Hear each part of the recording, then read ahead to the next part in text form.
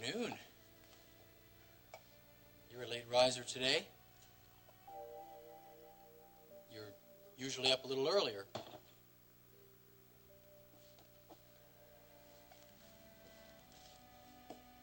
You know, you got in kind of late last night. Must have been around 4 in the morning. Was it?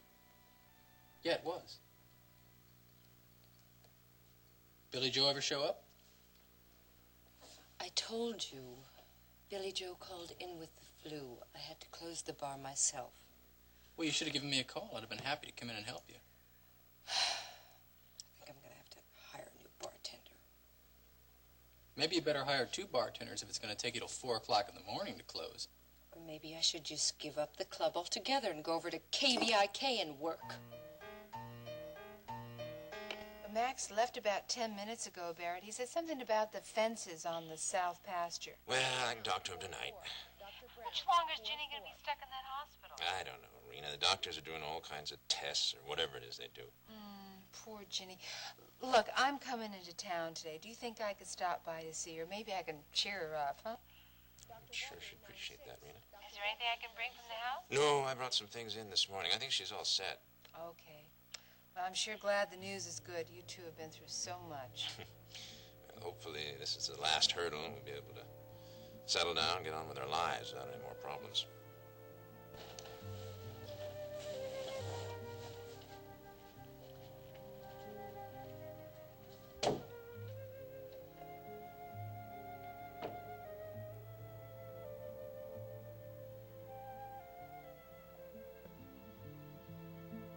Why don't you tell him that you're pregnant?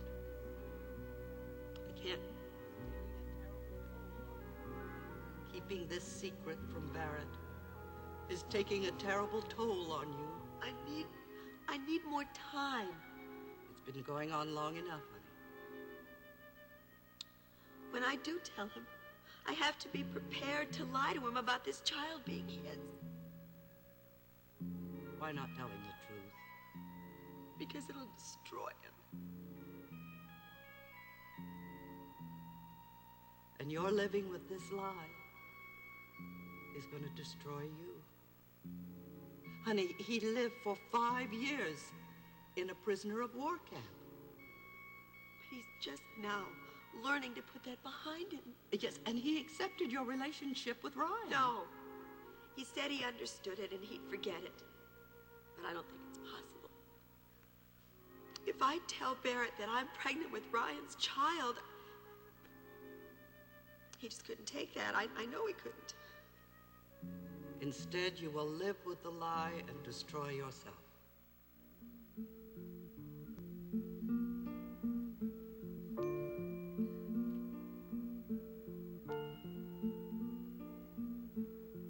Still here, Billy Joe? Hey, just finish it up there, Mr. Shaw. Hate to come back and have to look at this stuff. You better go home and get some sleep if you want to be any good tonight. No, I'll be fine. I admire your dedication. Mr. Shaw? What is it? If you got some time, I got to talk to you about something. Something real important.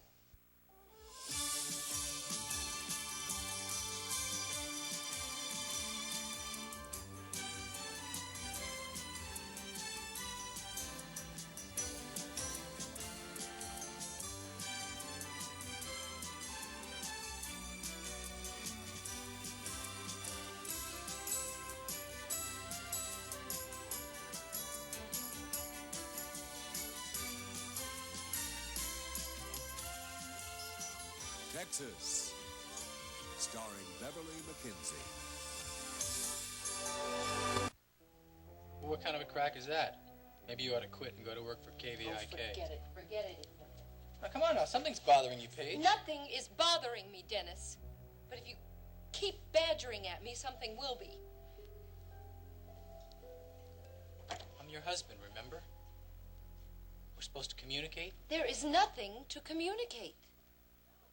What, is it my new job? No! I told you that. No, you didn't tell me anything. All you did was make a crack, and I'd like to know why. Let's change the subject, please. Are you upset because I took Vicky's offer? Is that it? Sweetheart, didn't I have Alfredo break out a bottle of champagne Yeah. the other night so we could Yeah. celebrate? And don't you think as your wife that I'm going to support your decisions? Are you? If you want to be a reporter like Elliot, if that's going to make you happy, then it's just fine with me. I just got up on the wrong side of the bed, that's all. Well, you must have, because I've never seen you in this kind of mood. I am tired, okay? Look, if you've got some kind of a problem, I think I we don't should... have a problem. Actually, I got some bad news yesterday, and I guess that's what's got me on edge. Well, what is it? Well, Ginny was thrown from her horse, and they had to take her to the hospital. What? It's nothing serious, Dennis. It's just that it's got Barry so worried. Well, of course it does. Look, Paige, why didn't you tell me about this before? Well, I didn't want to bother you. You've been so busy. No, I with was the never that galleries. busy. Still, I just didn't want to bother you with it, especially if it ended up being nothing. So you've been at keeping all. it inside of yourself. Look, I want you to feel that we can share these things together. I do. Really. Actually, I feel better just having talked to you.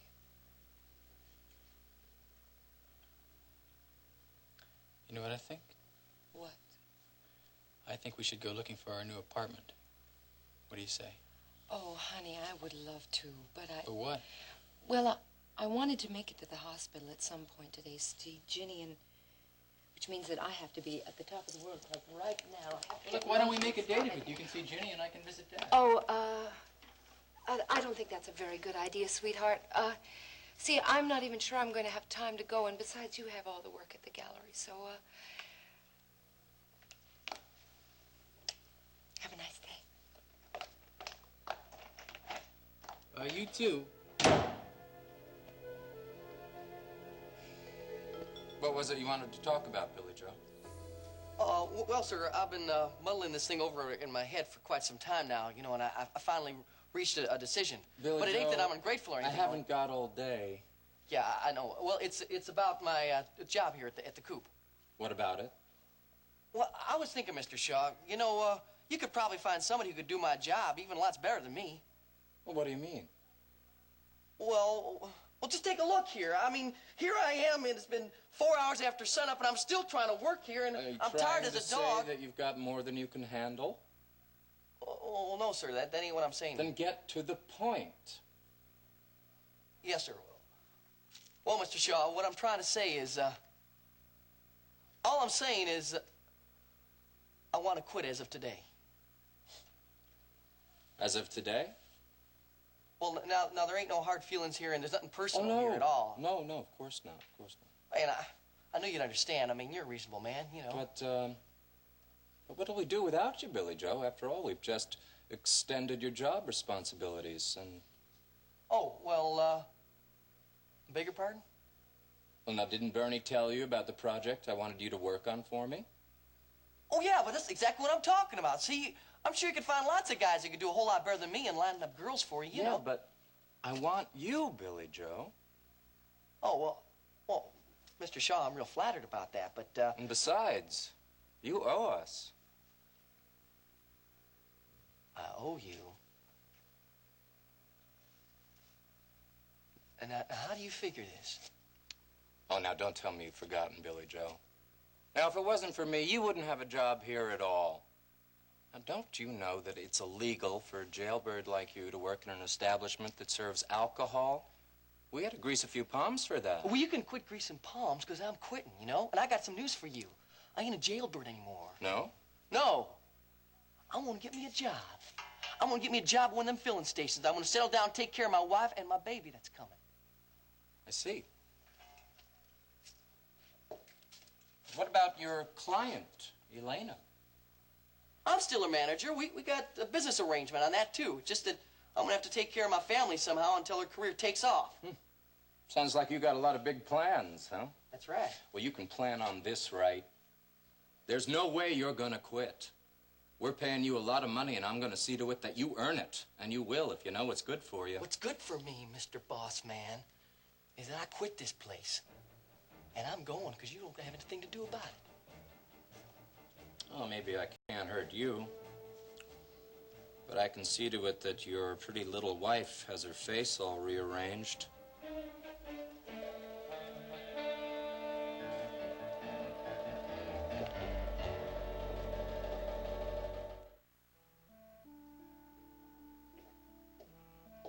Surprise! What are you doing here? Well, I was worried about you. You stormed out of my office last night before your little movie was over. Shh. You keep that down. I tried calling you here several times. You're not trying to avoid me, are you? I wasn't here. I was driving around trying to talk myself out of killing you. Did you talk yourself out of it? Yes, you're not worth it.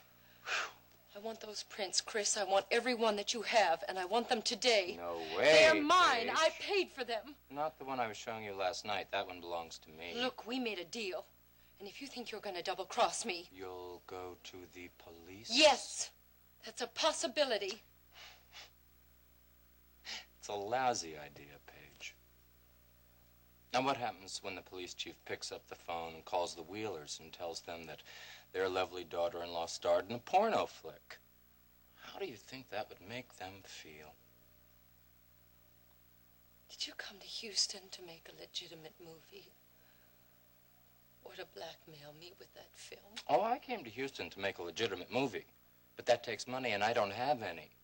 Now, you don't seem to be too concerned with helping me raise any funds, so I thought that that film might provide a little incentive. Look, even if I could get the money, do you think I'd trust you to give me those prints now? I trusted you once before, and look what happened to me. Yes. Yes, you've got a point. But then you don't have any choice, do you?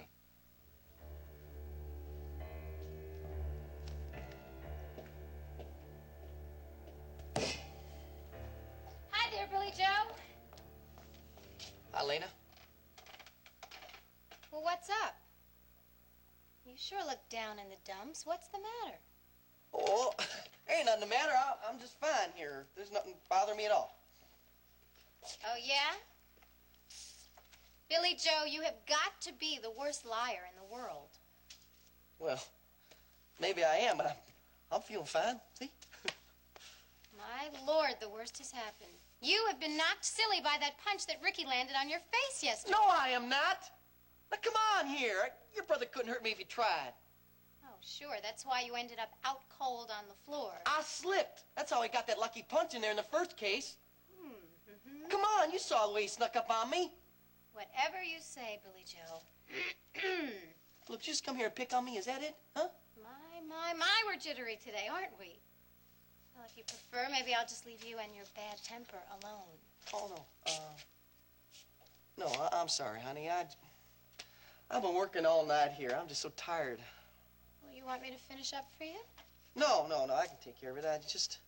It's this place here, man. These darn places that go all night like this, they're not good for you or me. Well, it's too bad that you can't quit the way I do. I mean, I just do 2 sets and I'm through. What are you doing back here anyway? Well, Andy wanted to rehearse a new number, so I thought I'd stand by here early and see how you're doing. Oh, yeah? Yeah, well, I wanted to make sure that you were okay after yesterday. Elena, I'm okay. I keep telling you I'm okay. Well, how come the more you say it, it doesn't sound true? Wait a minute, man. I give up. You keep on telling one thing, but they go on believing whatever they want. Oh, wait a minute, Billy Joe. Now, when I took you on as my manager, we made a pact. No secrets, remember? Yeah, I remember. All right, so unless you're not my manager anymore, what gives?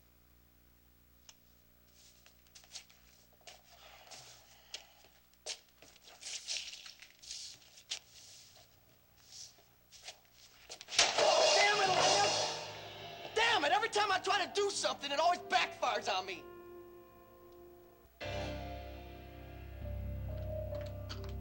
Paige.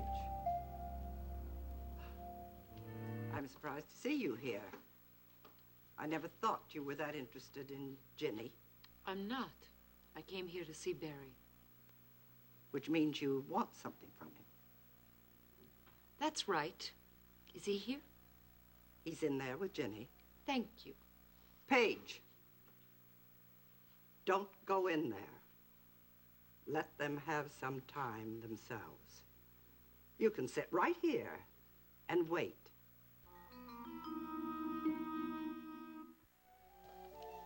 Paige.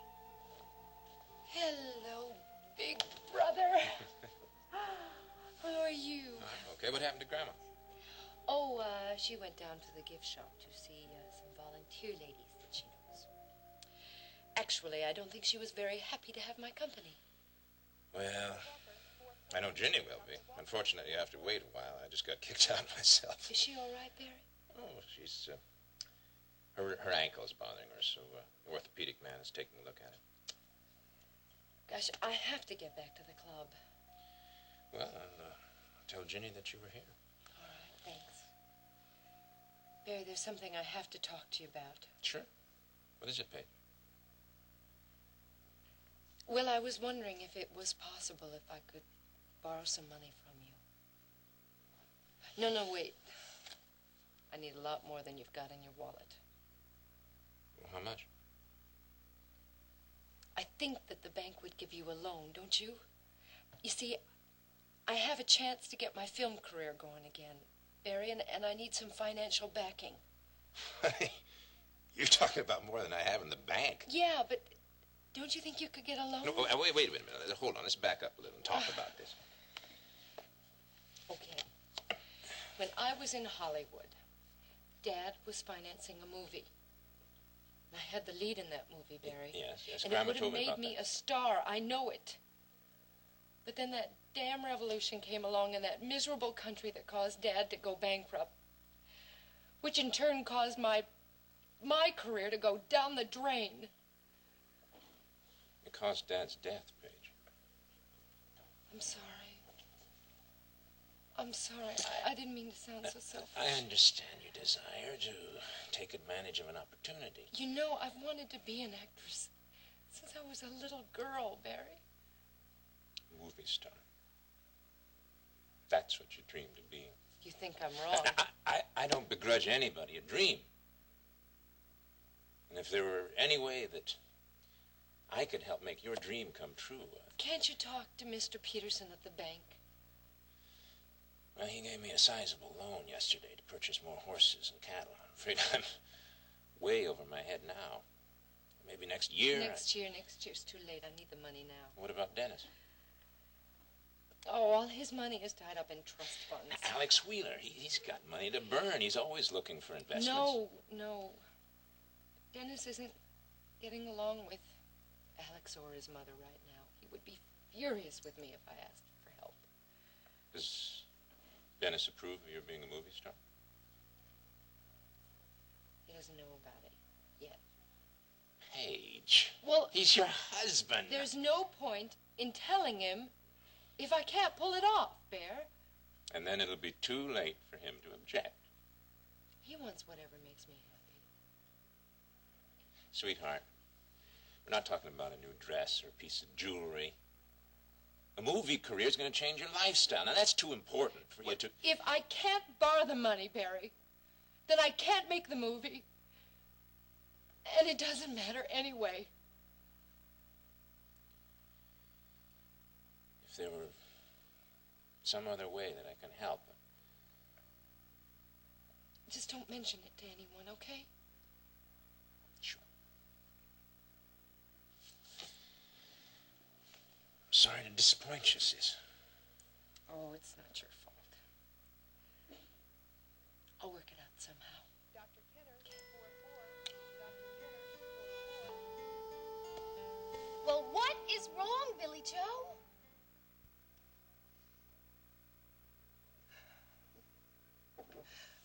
Everything, man. Chris, Bernie, it's this whole place.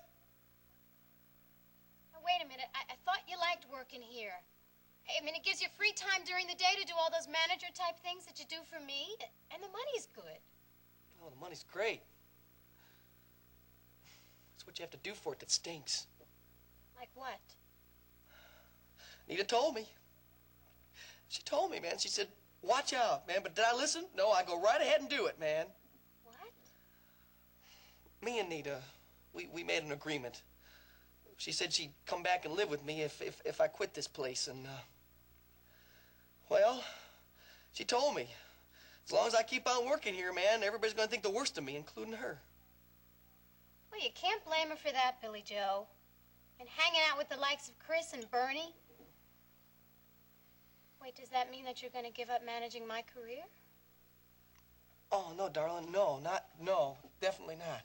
Honey, I'm just going to get a different job, that's all, a better job. And, only what?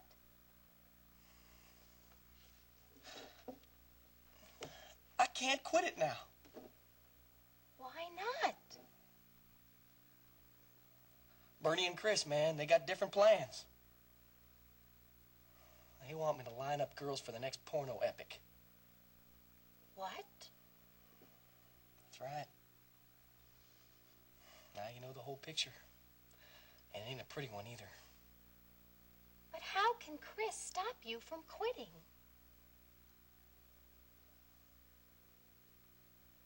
By threatening to hurt Nita if I do. No. No, he wouldn't do something like that, would he? In a second he would, sugar. That dude is serious. He'd do it in a second. Thank you for the flowers. They're lovely. That was really sweet of you. Well, I was getting nervous sitting in the waiting room. I decided to get some exercise, so I walked down to the flower stand in the corner. Have you talked to Courtney at all today? No, she passed me in the hall earlier, but she didn't have time to stop. She's probably on her way to the clinic. I should get a chance to talk to her this afternoon sometime. Strange, though, you know. I can't seem to get any of the medical personnel to talk to me. I'll talk to you. No, I mean about your condition. They haven't told you anything, have they? As a matter of fact, there is some news, which accounts for the terrible swings in mood I've had lately. What is it? I'm pregnant. Are you sure? The doctors are. Is that good enough? Oh, Jenny. Oh, that's wonderful. That's the best news I've ever heard. Well, I was going to tell you earlier, Barry. You know, you did the same thing when you were pregnant with Steve. You wouldn't tell me until you were certain. And then I started running all over town, making a fool of myself. I remember you bought the cheapest, most awful cigars ever made. I'll go first class this time. Oh. I can't think of a better way for the two of us to start our lives over again than with a baby. Can you?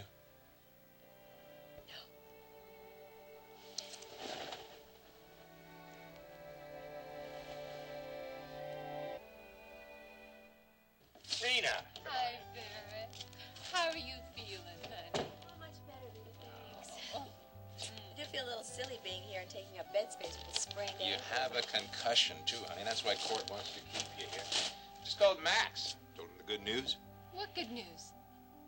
Didn't Grandma see you out there in the waiting area? No. Well, I'm going to be a father. For the second time. My beautiful Ginny's absolutely and positively pregnant. Oh. Isn't that wonderful? Oh, Barrett, it's marvelous. And if you'll excuse me, I'm going to go out and buy some good cigars to pass out to the ranch hands. And anyone else who happens to come along. Will you see to it that she stays put and takes it easy? I'll be right back.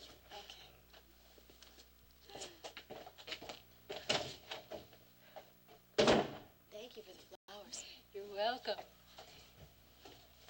What's the matter, honey? You don't look too happy. Oh, my ankle ankles throbbing, my head aches. Every bone in my body hurts. You've been thrown from a lot of horses, Rennie, you know what I mean. I sure do. You're not afraid about having a baby now, are you? I mean, I would be. No, no. It was easy delivery with Steve, and I'm sure this pregnancy will be even easier. I've never seen Barry look happier. Well, learning that you're going to be a father is a very special experience for a man. Yeah, Mac's just dying to start a family real soon. He says he wants to have a son to carry on the Decker name. And you? What do you want? I love children, but I'm not ready to settle down all that much right now. I don't think I can handle the responsibilities.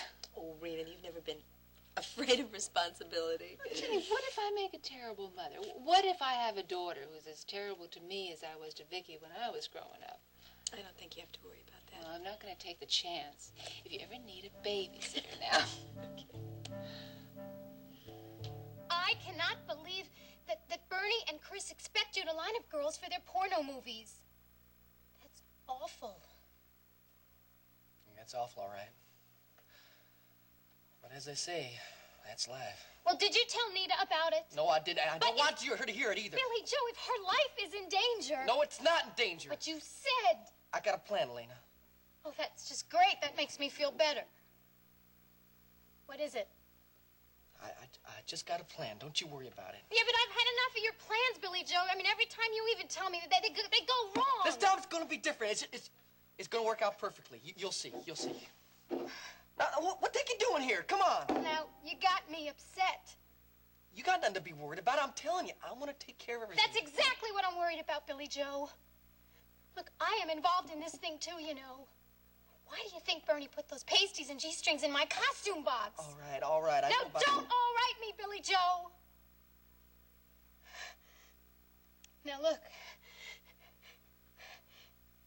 I'm one of those girls that they wanted you to line up for one of those dirty movies. My life is in danger, too. No, I'm telling you, honey. Nobody's life is in danger. You hear me? Nobody's life is in danger. In fact, I'm going to see to that right now.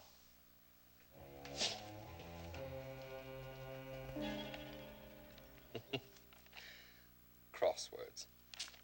I'm very touched you remembered. How could I forget? I mean, you're the one who got me hooked. Oh, yes. It's our old Sunday ritual. Two of us sitting down and doing those interminable crosswords. You remember when you used to pretend not to know the answers? Just to make me feel smart? You are smart. And very thoughtful. Thank you. I've often wondered where your thoughtfulness comes from. Certainly not from me. Or your mother. Oh, I'm surprised Iris hasn't come to see me. Yeah, well... What's wrong? Trouble on that front?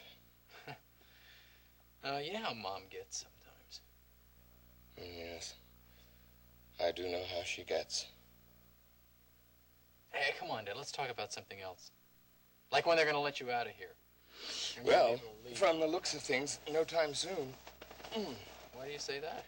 Well, I went to take a walk yesterday, and lo and behold, what should I find but a guard outside my door. You mean they won't even let you go for a walk? Oh, no, the guard and I had a very nice walk down to the garden and back. That's not what I mean, Dad. Look, that's going to change. If you want to go for a walk from now on, I'll go for a walk with you. Anytime you want. I suppose I'll have to stand trial for attempted manslaughter.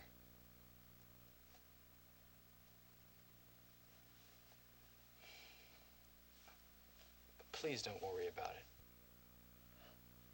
Don't worry. Stryker Bellman is defending you.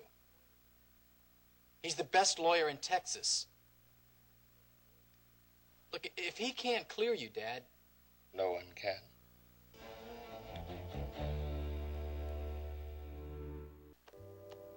Who? Yeah. Send him in.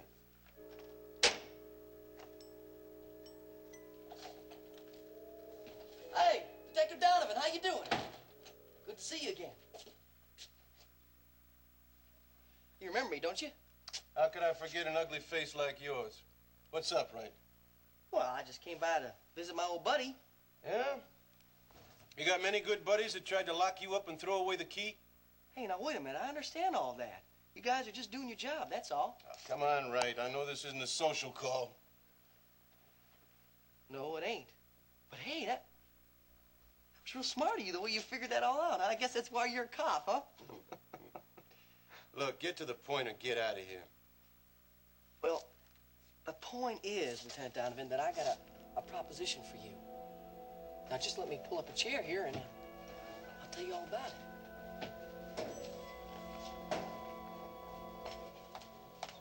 Rena. Oh, hi, Vicky. Hello, dear. Where's Daddy? He's still in his office on a long-distance call. He'll be up as soon as he's finished. Oh. I have a club soda, please. Oh, and do you have a bowl of something I can munch on? Thank you.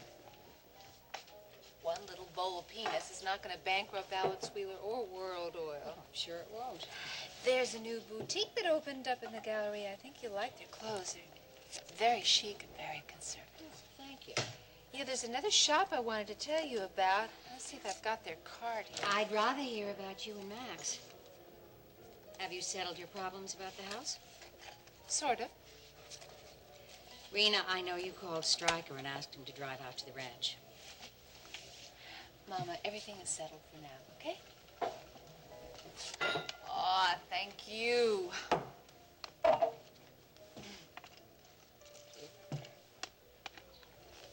Have some money. They're the best and most. Rena, why are you trying to avoid talking about Max with me? Is that what I'm doing? I'm sorry. I guess it's still new to me, this business about talking things over with you. It makes you nervous. I won't push you, honey. I'm not nervous. I'm just not used to it. Do you think they have some guacamole with this? I don't know.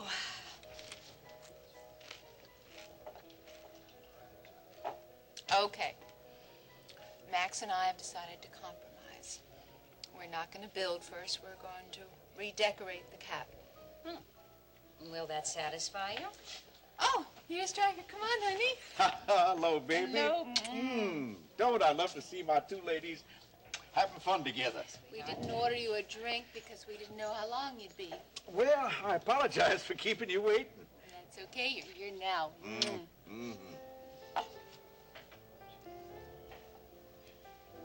Get to the point, right? I'm a busy man.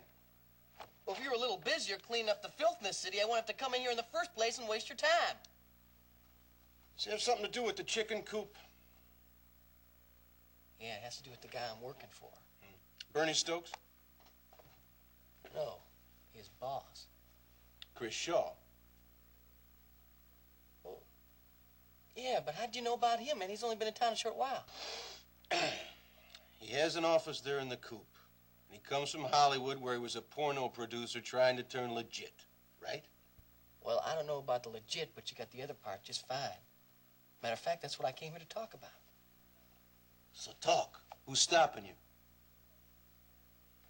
You'd like to put Chris Shaw out of business for good, wouldn't you? It just so happens I know how.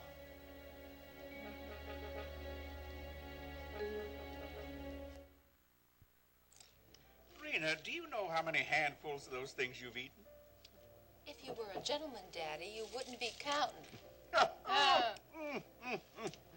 Listen, why don't you save yourself a little room and have dinner with your mother and me? Stryker, now you know that Rena's probably got to get out to the ranch to fix dinner for Max. Well, he's invited too. Thank you, Daddy, but Vicky's right. I have been away from the ranch all day, so I better get back. What'd you do, spend all day in the hospital with Ginny? No, I went shopping for furniture. We have decided that we are going to fix up the cabin first, and when that's all done, then we'll start from scratch on the house plans. Well, that sounds like a wonderful idea to me, honey. I think so, too. Of course, we'll have to pare things down a little bit here and there in the house, but I just hope that Max doesn't start talking about a nursery. Well, Max has always wanted a lot of children. I thought that was why he agreed to build the house. Yes, but now that Ginny is pregnant, What? I thought you knew she's expecting a baby. How would I know that? When I left the hospital, Barrett was calling everyone in the Southwest to tell them the news. Well, did they just find it out? Yes, at least that's what Ginny says. Why do you say that? Well, Ginny came by the cabin the other night, and I just had the idea then that she knew she was pregnant. Just a feeling, a hunch, I suppose. If you two ladies would excuse me just for a minute, I just remembered a phone call that I should make before I quit for the evening. Excuse me?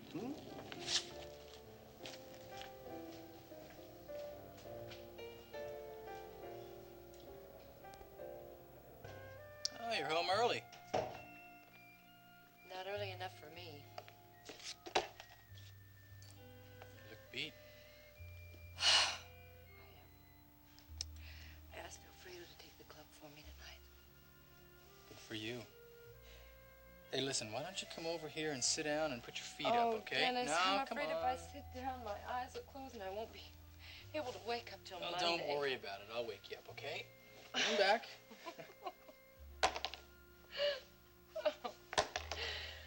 How's that? Oh, that's wonderful. Oh, sweetheart. What would I do without you? Don't answer that. Well, it's a moot point anyway. You've got me. I love you. Please tell me we'll be together for a long, long time. Don't you know that already? Yeah. Sometimes I get scared. Don't be. You know, if it'll reassure you, I went to look at apartments today. For us. I saw one I liked. I'd like you to take a look at it as soon as you get a chance. I'll try to work it into my schedule, okay? Hey, did you get a chance to see Ginny today? Oh, no, I went to the hospital, but she was so busy with Tess and I couldn't wait, so. But Barry called later. Guess what?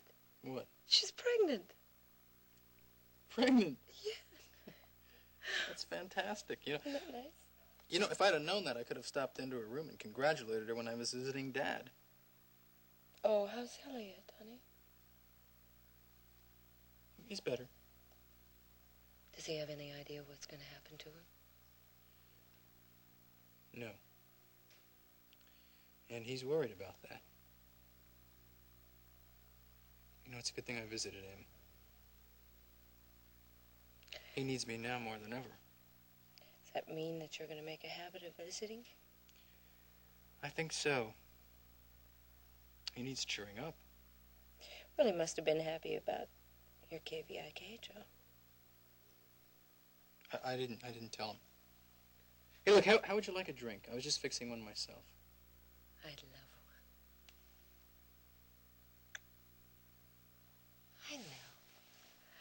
Why don't I go upstairs and change into something More comfortable. Mm-hmm. What do you think? Fine. Oh, sweetheart, you know, some cheese and crackers sounds great. Would you mind making them? No, I wouldn't mind, but the refrigerator was empty. You know, I was going to go to the market, but I found myself with $2 and the banks are closed. Oh, honey, I cashed a check at the club tonight. Take a look at my purse. You can have anything you want. All right. I'll be down shortly.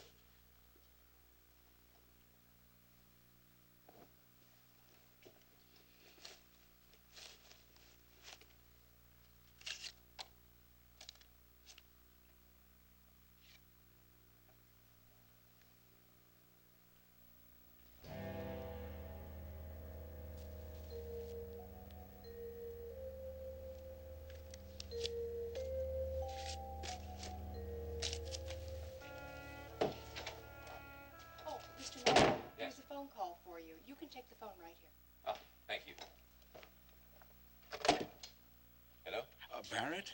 Stryker, I was just going to call you with the good news. Yes, I already heard. It's wonderful, Barry. Listen, I've got to talk to you.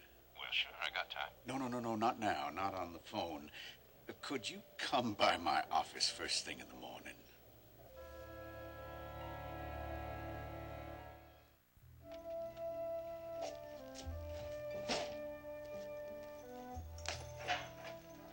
I hope you went home and got some sleep.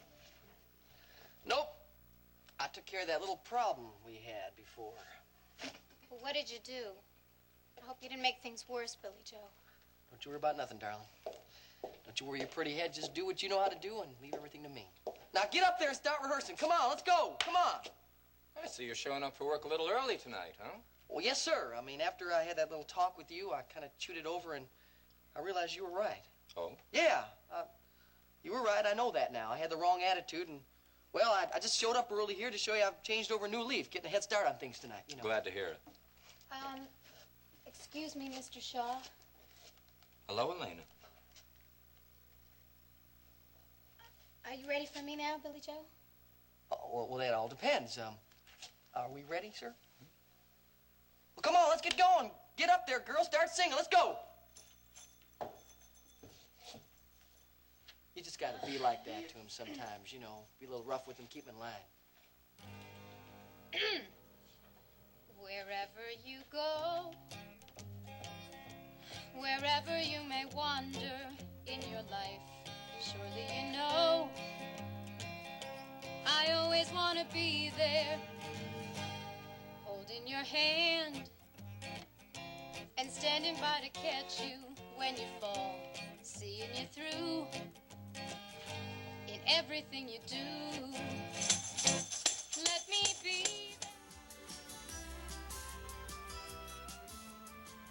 Join us each weekday at this time for the continuing story of Texas.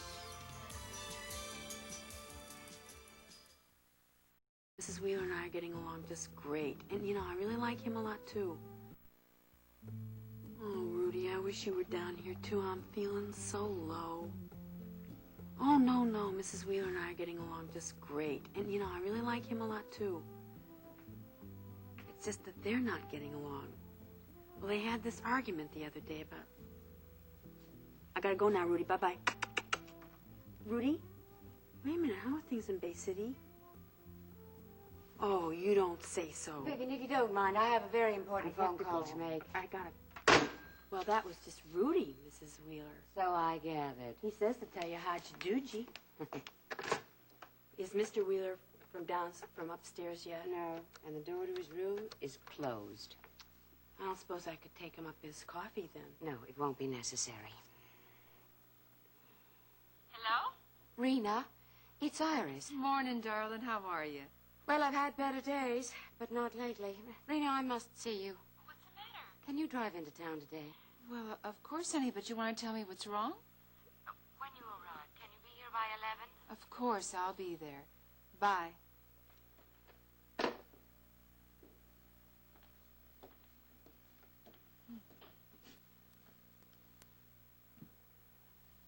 Iris Wheeler?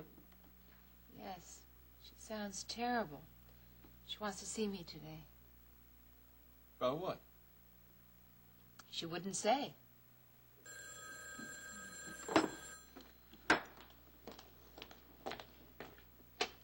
Hello? Morning, Glory. Oh, hello again. Hello again. What can I do for you now, Iris?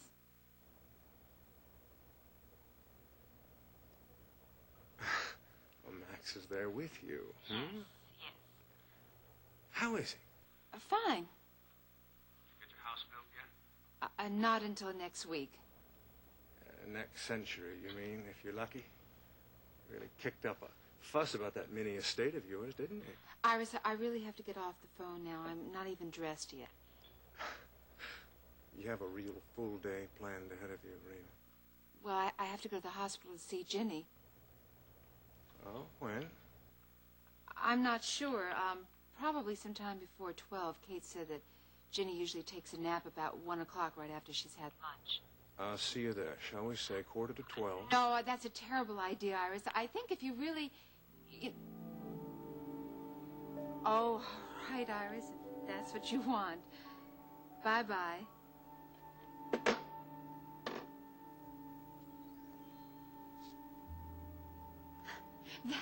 That Iris is really something, darling. You want some more coffee?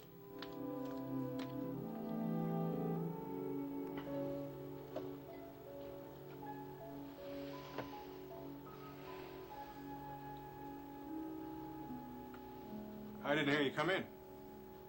Yes, I know. Justin, you want to go have lunch together? I'm sorry, Sam. I have to go to the hospital. Oh, well, I'll go with you. I'd love to see Ginny, and we could have lunch afterwards. It's just not a good idea. Oh. Well, then you see Ginny, and I'll meet you for lunch after that. Well, I don't know when I'll be getting back from the hospital. It might be very difficult. More family business.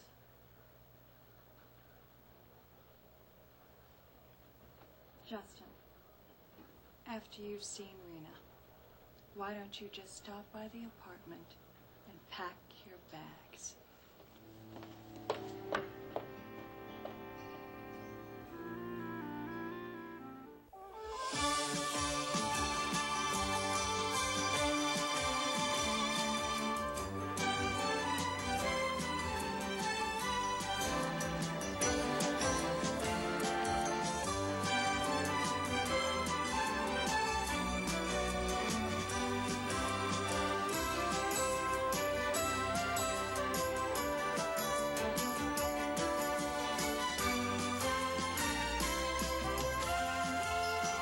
Texas, starring Beverly McKinsey.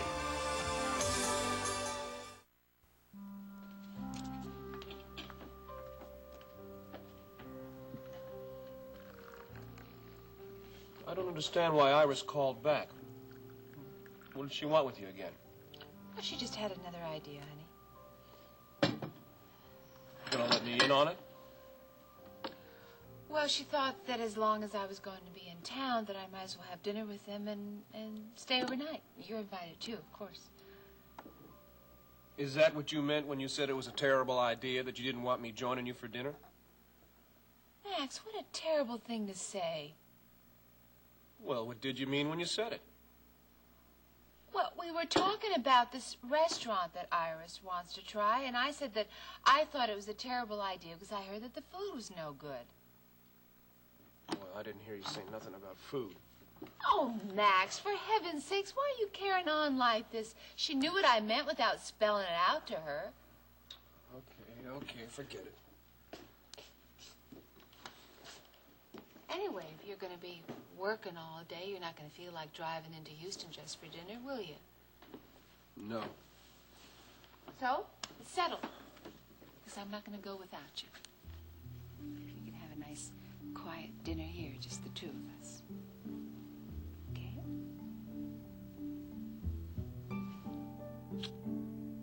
Oh.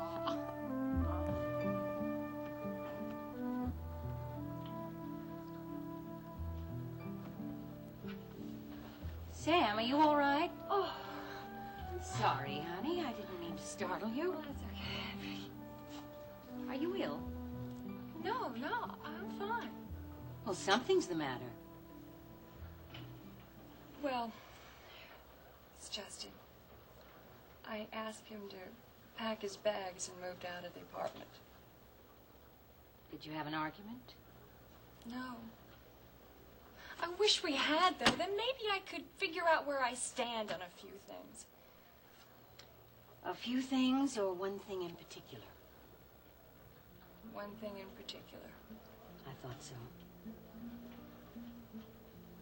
Actually, I do know where I stand with Justin. Do you love him, Sam? Oh, yes. But he doesn't love me. Not enough, anyway. Because of Rena?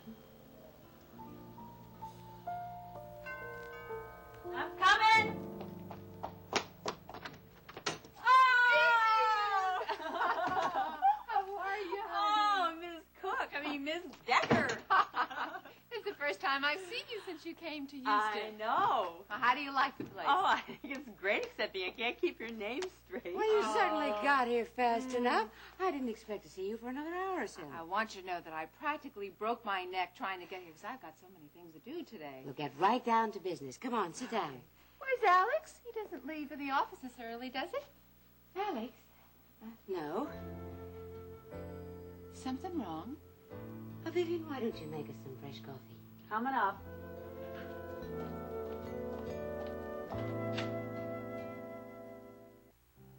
Iris, would you mind telling me what's going on? What are you talking about? I'm talking about that strange look that you and Vivian just exchanged when I mentioned Alex's name.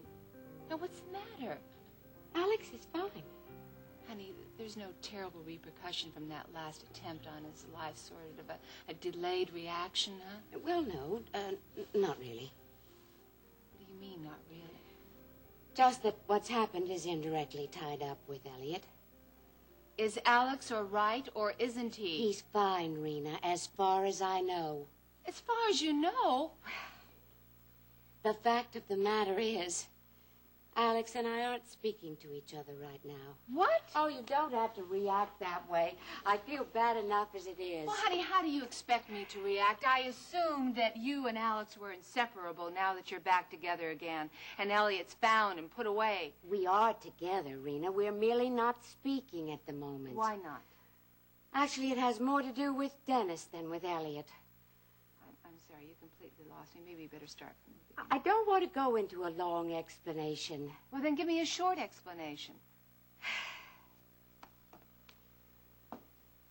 Alex asked Dennis to be his executive assistant at World Oil. Is that the position that Ryan Connor's given up? Yes, and I wanted Dennis to accept the offer. Well, I can understand that, honey. It's a wonderful opportunity. And you'd like Dennis to be closer to Alex. Exactly. And obviously Alex is very fond of Dennis. Otherwise, he wouldn't have left him a third of his estate in his will. That is, before it turned out that Alex was still alive. Yes, it's true. Alex is very fond of Dennis. So what's the problem? Well, when Dennis turned down the job, I naturally went to him to... Try to persuade him. Yes. But Alex didn't like that. No, he didn't. I tried not to let him know. But that only made things worse. Am I telling this story, or are you? Sorry. Well, anyway, that's why Alex and I aren't speaking. Well, he didn't like you going behind his back. I wasn't going behind his back. Don't you think I'm entitled to give advice to my own son? Honey, it doesn't matter what I think.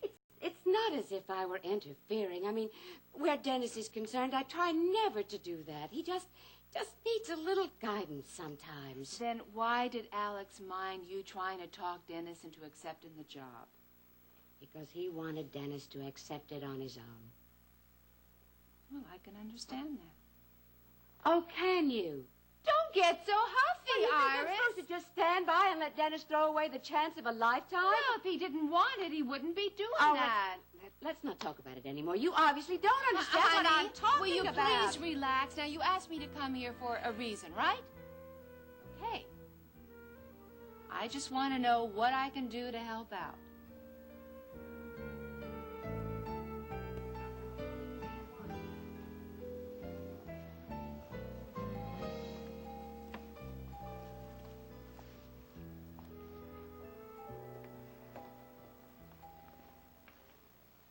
You still here, Justin?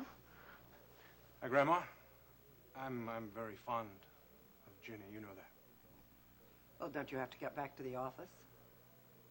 Well, I wanted to talk to Barrett about a few things first. That is, if I can get him off the ceiling long enough to be able to talk to him. He's been so excited about Ginny's being pregnant.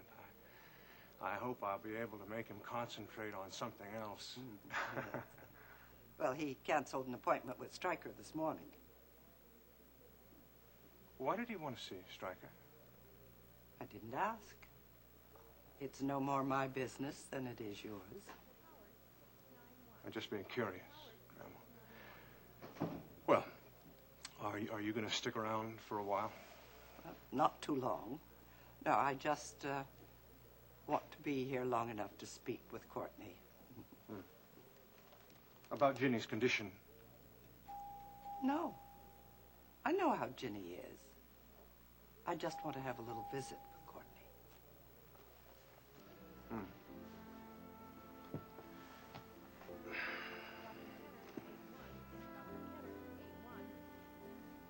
Well, I'll just pass the time with you, Grandma, while you wait.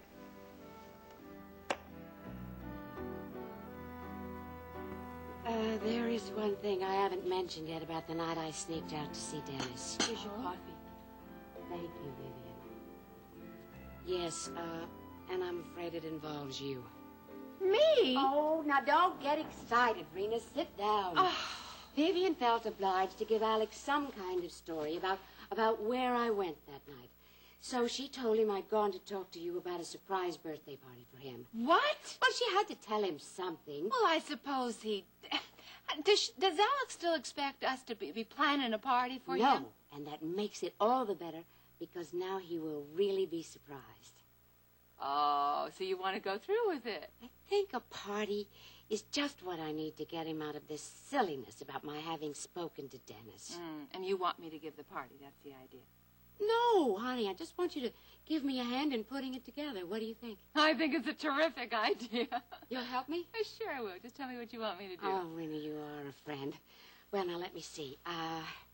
Well, to begin with, I think you should do all the inviting. I can't very well make any phone calls without running the risk of Alex overhearing me. Okay, I'll make all the phone calls. And the night of the party, I'll get Stryker to tell Alex that they have to have a business dinner together. And then when Alex is out of the house, then we can make the preparations for the party. Oh, that's good. That's good. Now, let's see. The guest list. Well, there'll be Vicky and Stryker, of course. I'll take Max and Ryan Connor and then... And Dennis. I thought you and Dennis weren't talking to each other. What makes you think he'll come? Well, that was another favor I was going to ask. Oh, no, Iris. You can't say no, Rena, because you are the only person who can do this favor for me. No, Iris, I'm sorry. Now, I'll set up the party like you wanted me to. I'll even arrange for Alex to come here, but I'm not getting involved in any trouble that you're having with Dennis. No, you wouldn't be getting mixed up in any trouble. All you'd have to do is... What? Well, just arrange for Dennis to come to the party. Oh, you mean tricking him into coming to the party? Why do you have to put it that way? Because that's exactly what it would be. You won't help me? No. But you said you were my friend. I am your friend, and that's why I'm putting my foot down. Well, what am I going to do, Rena? I mean, if Dennis doesn't come to that party, it will only be a reminder to Alex of what I did. Well, I'm sorry. I can't help you. I've got a suggestion to make. What? You go call Dennis again. You try to persuade him to change his mind on this situation. Oh, perhaps you're right. Maybe I will talk to him or to someone. Good. Honey, I really got to go to the hospital. We'll work out all the details later. Who's okay? in the hospital? I thought I told you, Ginny Marshall. She got thrown from her horse. Oh. She's not seriously injured, but they want to run some tests just to be on the safe side.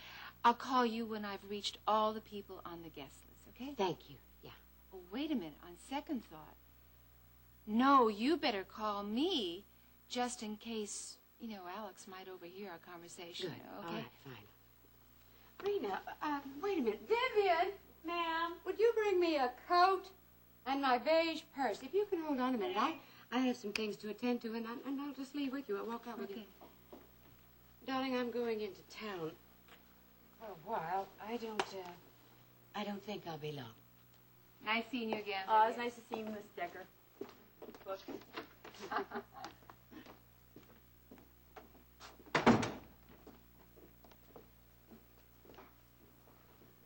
Vivian? Iris gone? Oh, good morning, Mr. Wheeler. Yes, she has. She just left with Mrs. Decker. Thought I heard someone leave. Mr. Wheeler, you cannot remain a prisoner in your own home. Come on now, sit down here a minute. I want to have a little chat with you. Actually, I don't think Justin is capable of loving anyone. You don't think he's still in love with Rena? I think he's the kind of man who wants something until he gets it. And then he wants something else. What if he'd asked you to marry him? Would you have accepted? Yes. And it would have been miserable for the rest of my life. That's why I think it's better just to end it now. Well, I only hope you don't find it impossible to continue working with him here at KVIK. Now, if you think so, Sam, just tell me and I'll let him go. Oh, Aunt Vicky, I wouldn't want you to do that. After all, he is turning into a good reporter. Well, if he's good, he can find a job somewhere else. I don't think he would leave Houston at the moment, so it wouldn't matter if you fired him anyway. What if I offered to move him to another station of ours in the Victory Network? If it were a step up for him, don't you think he'd be willing to go? Aunt Vicky, why don't you send me? What? Well, I think it would be a good change in my life, and it certainly would help me forget him.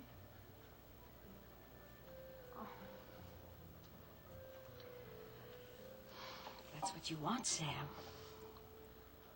But please, don't make a decision about this right now. Take some time to think about it.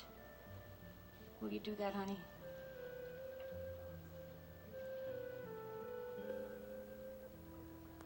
First of all, Mr. Wheeler, you've got to understand that Mrs. Wheeler meant no harm by what she did the other night.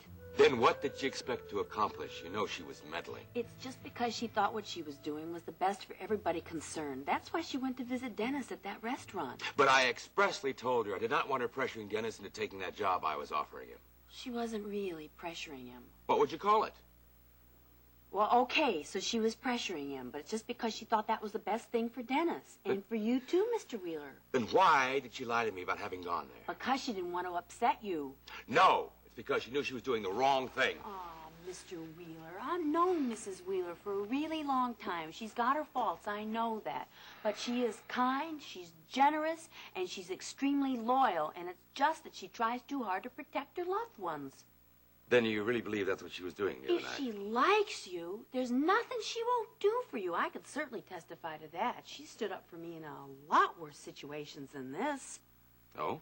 Oh, there was this terrible mess she managed to get involved in once. We were held at gunpoint by an awful man who threatened to toss me off the terrace of her suite at the Bayview Towers. You must have been terrified. I was, but not Mrs. Wheeler, and this man was really mean to me. He slapped my face, and he held a gun to my head. What did Mrs. Wheeler do? Well, she didn't just sit there, I can tell you that. She told him she would not allow her friend to be treated that way. She called me her friend. Well, I will never forget that, Mr. Wheeler.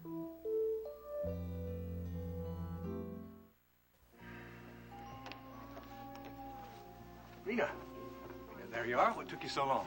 Never mind that, Justin Marshall. What the devil did you think you were doing calling me at home this morning? Well, I figure you and Max got up at the crack of dawn. By 9 a.m., you should be bored to tears. Would you like it if I'd called you later? I don't want you ever calling me. You don't mean that. Were you waiting around here just to see me? You know something? You haven't even said hello to me yet. Hello. You can do better than that. You're lucky I'm even talking to you. Now, if you excuse me, I'm going to see Jenny. You can't. What do you mean I can't? Get your hand off me. Courtney's with her. But if you want to sit around and wait, I'll be glad to keep you company. No, thank you.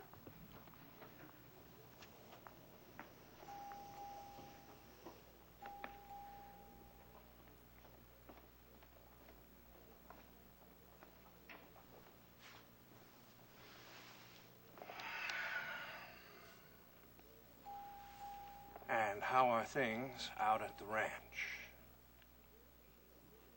If you want to know the answer to that, don't ask me. Ask your family. I'm only interested in you. I just wanted to know how things were going for you out there. Things are just fine, thank you. Are you happy? Very. You don't miss Houston? No, I can come into town whenever I like. Of course, it's not as nice as when you live here. If you're trying to cause trouble between Max and me, forget it, Justin, because I'm not going to let it happen. I'm not trying to cause trouble, Rena. I'm just trying to be friendly. Will you tell Ginny that I was here and that I couldn't wait? Where are you going? Back to the ranch. Have you had lunch yet? No, but I haven't either. Why don't you have lunch with me, and then you can drive home afterwards? No, I don't want to be seen with you. Why not? We're old friends. What's wrong with a friendly lunch? Maybe another time, Jess, like 10 or 20 years from now. If you don't come to lunch with me, I'll follow you out of this hospital and say very embarrassing things to you. You wouldn't dare. Watch me. Well.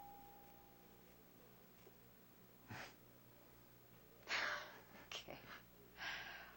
All right, I'll have a sandwich with you in the hospital cafeteria. No, it's too antiseptic looking there. The food is bad. The Why don't we go to this hospital cafeteria or nothing. Dr. Mahoney, 842. Dr. Mahoney, All right. I guess I'll have to settle for that.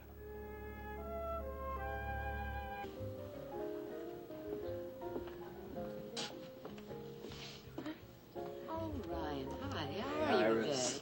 Terry, it's nice to see you. I've come to talk to Paige. Excuse me. Okay. Yes, can I? May you what? I was about to ask you if I could help you, but I'm certain that you're quite capable of helping yourself, Iris. Was that supposed to be a dig? Just an observation. All right. Now that we've gotten our pleasantries out of the way, I'd like to tell you why I'm here. You want a table for lunch? No, I want to talk to you, Paige. May we go into your office? I can't. I'm at work. Or hadn't you noticed? Lunch happens to be a very busy time for me. Very well, then. We'll have to talk right here. Make it brief. I intend to. I've come to ask for your help, Paige. Well, that's a switch. If I recall correctly, I said something of the same thing to you the other day, and you asked me to leave your house. Perhaps I was a little hasty. Big of you to admit it. Don't gloat. It's not your most attractive expression. I suppose that you've heard that your son is about to change jobs. Yes, I have heard. We might have been able to do something about it if you had been a little more cooperative the other day. When does he start at KVIK? Oh, as soon as the gallery owners find a replacement. In about a week. Then it's all set. It must gall you to have to find out information about your son from me. As I said, I've come to ask for your help. I'm giving a surprise birthday party for Alex, and I'd like you to talk Dennis into coming. Under the circumstances, I think that might be a little difficult. The circumstances are that Dennis is Alex's son, as you well know. And Alex has a right to have his son present on such an occasion. The problem, Iris, of course, is that Dennis doesn't know that he's Alex's son. And if you try to tell him now, you are just going to push him farther away. What are you up to now? Nothing. Tangle with me, and you'll regret it. Tell me something, Iris. Why do you have it in for the marshals, huh? First you want my brother Justin arrested for Alex's supposed murder, and now you would like nothing better than to have me run out of town. I'd not only like it, I'll see to it personally if you don't cooperate. No way. Excuse me. Oh, thank you. We'll be ordering lunch a little later, all right?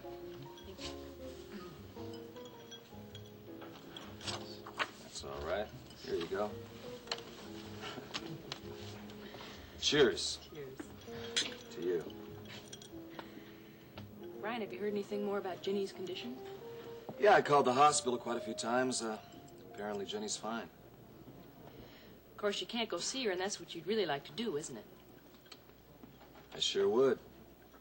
But I can't do that to Jenny, and I can't do that to her family. I promised I'd stay away, and that's just what I have to do. You know what your trouble is, Ryan? Okay, what's my trouble? You're too nice a guy. Yeah? Too considerate. You know, if you were a little ruthless and didn't think so much about other people's feelings, you'd do a lot better. I guess I better work on that. Come on, what about you? You still planning to join the Paris office of World Oil? Full speed ahead. How soon are you going to make the move? Well, they say April in Paris is awfully nice. What's that? That's a list of names of some possible replacements for me. Let's see. You know, I can't decide whether to find someone so terrific I'd be forgotten or to find someone so terrible I'd be missed by everyone. Hey, don't worry, you're going to be missed. It's going to be awfully hard to find someone to fill your shoes. Oh, there are a couple people on that list that'll come pretty close. Terry, I thought that was you. Mind if I sit down? Oh, hello, Ashley.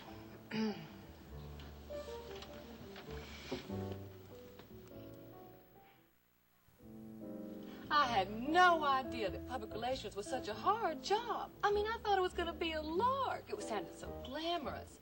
Let me tell you, it's not. That's what's so wonderful about having a place like the Top of the World Club to come by. You can just drop in, get a quick bite, and you're off. Yeah, it's very convenient, I guess, right? And let me tell you, these days, that's about all I have time for, a quick bite. Sometimes I don't even know how I make it through the day. Of course, it doesn't help that I've been in public relations such a short while. I mean, I'm really still trying to learn my way around. Well, you can hardly complain, Ashley, since you're the one who keeps asking to be transferred from one department to another. Of course. The reason is I want to learn every aspect of World Oil. Every aspect. And there's so much to learn. Yeah, there sure is. I was pretty overwhelmed when I first joined World Oil. You remember?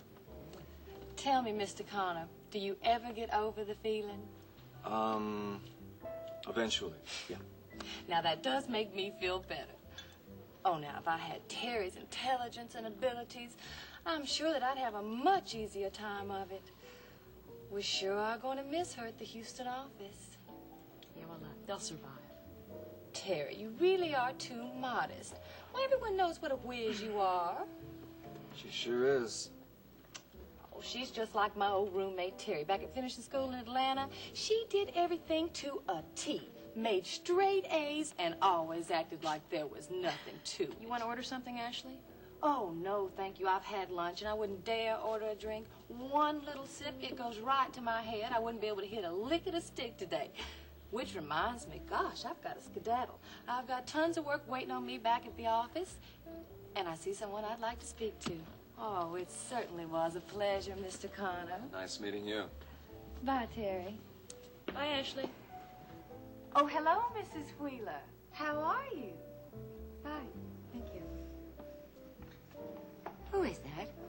Oh, one of the girls who works at World Oil. Iris, I don't have time to sit here, stand here, and banter with you. I have work to do. I came here to talk about the situation with Dennis and my husband, and I won't be put off. Is that clear? You're wasting your time. In other words, you're not interested in Dennis's welfare. You think I'm not? Because I refuse to talk Dennis into coming to a party that you're going to have for Alex? Yes. I don't think you have his best interests at heart. You may not believe this, Iris, but I do want what's best for him. I love him. You're right, Paige. I don't believe it. What don't you believe, Mom? Oh, Dennis. Did you come here to cause trouble? No. As a matter of fact, I came here to invite you and Paige to a party. What party? A surprise birthday party for Alex that Rena Decker is helping me with. Well, I'm sorry, I can't make it. I'm busy. I haven't even told you when it is. Look, it doesn't matter when it is. I'm going to be busy all next week, and I'm going to be busy the week after. I see. Well, I won't force the issue, but I do hope you'll give it some thought. Look, I've given it as much thought as I'm going to give it. Very well. Look, Mom, we really do have things to do, you know. I've taken a job, and Paige and I are moving. Yes, I heard about your job. Have you found an apartment yet? Not yet. That's what I came to do. Paige and I are going to look at a number of places later today. If she can leave. Well, darling, if there's anything I can do to help. Excuse me. I have to go now.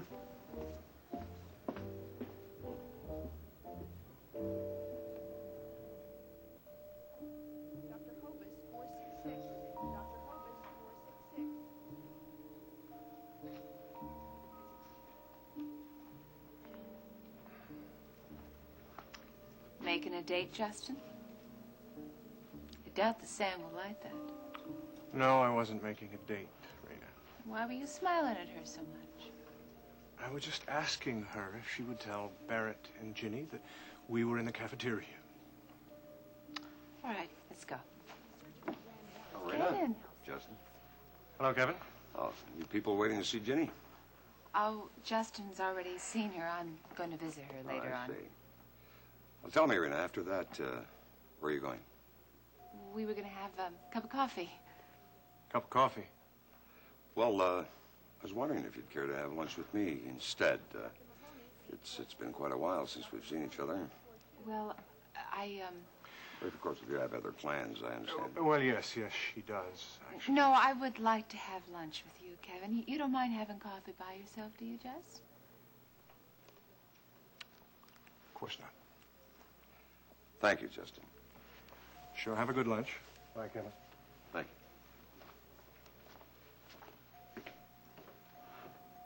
Oh, I know that look, and that means trouble.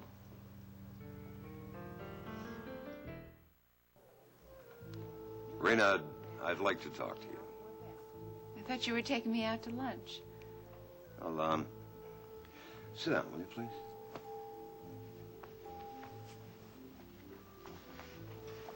Now, you know you have no desire to have lunch with me. Why did you ask me then? To get you away from Justin. I'm grateful to you for that. All right? Yes. So, what's on your mind, anyway? The same thing that'd be on anybody's mind if they saw you with Justin. What are you insinuating? Do you think that Justin and... Really, Kevin, you should know me better than that. Yes, but do I? I know that I'm willful and spoiled and sometimes not as considerate of other people's Well, you know, feelings, I but... could add to that list a little. Maybe. But there's one thing you can never say about me. I was never unfaithful to you in all the years we were married, Kevin. I know. I appreciate that. But, Rena, what about your new husband? Huh? I'm never going to be unfaithful to him either. Well, you know, there are different degrees of unfaithfulness. Are you talking about flirting? Because I wasn't even doing that with Justin. I don't care about him anymore. I really don't know why I'm defending myself in front of you. I mean, it's really none of your business anymore. Well, the way it is. After all, I loved you once, and, well, I still care about you. You still care about me? Yes, of course I do. I have fond memories of our time together. I'm glad to hear that, Kevin. I wasn't sure after all the harsh words we'd said to each other. Rena, Max is a fine man. He can make you happy if you just give him a chance. I'm going to make him happy. That's going to mean understanding his side of things, you know. Oh, I'm learning that. I really am. I'm glad to hear that. Thank you for caring enough to tell me all these things. Let's just call it my wedding gift to you and my wish for your future happiness. It's the nicest gift I've gotten. Thank you.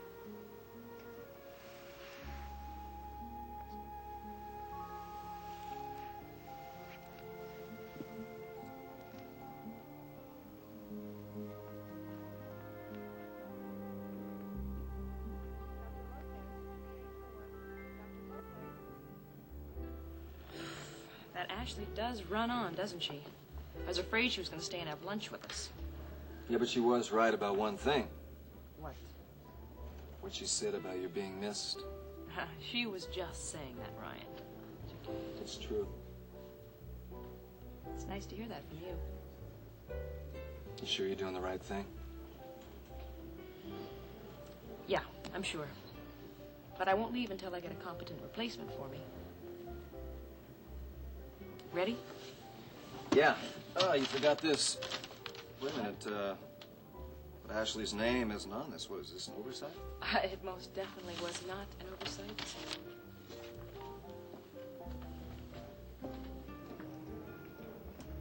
Paige, what did Mom say to you? Oh, it's not important, honey, really. She didn't upset you? No, not really. Besides, everything your mother says just rolls right off. Yeah, well, I wish I could say the same thing.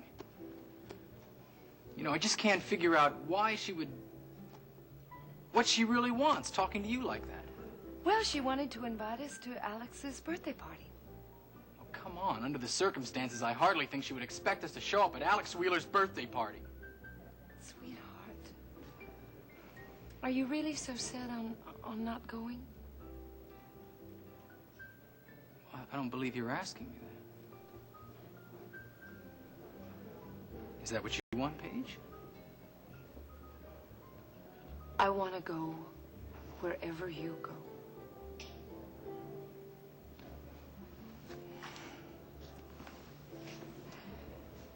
You know, I told Iris that I loved you today. But I don't think she believed me. Well, that doesn't surprise me. You know, Mom's never approved of anyone I've ever gone with. Do you believe me? You mean about you loving me?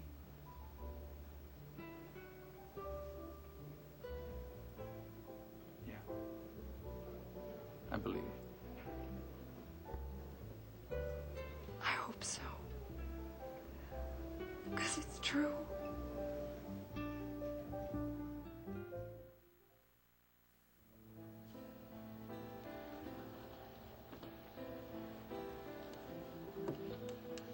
Hello. Hello. Is it safe to come in? Sure.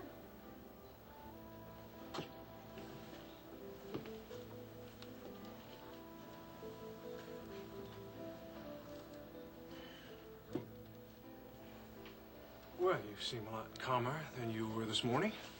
Oh, I'm very calm. Good. How was your family meeting?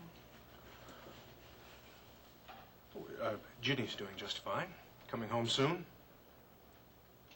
And Rena? She's fine, too. How nice. Sam, I've got to go over and cover the Wildcat strike this evening, but that won't take long. I can be back at the station and we can drive home together.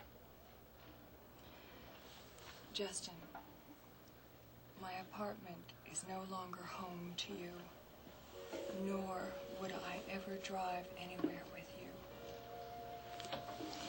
Please leave the key on my desk, and don't forget your suitcases.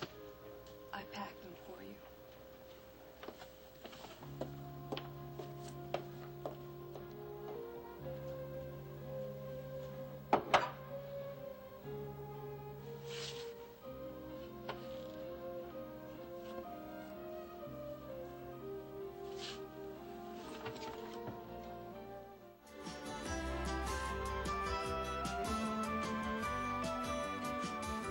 Join us each weekday at this time for the continuing story of Texas.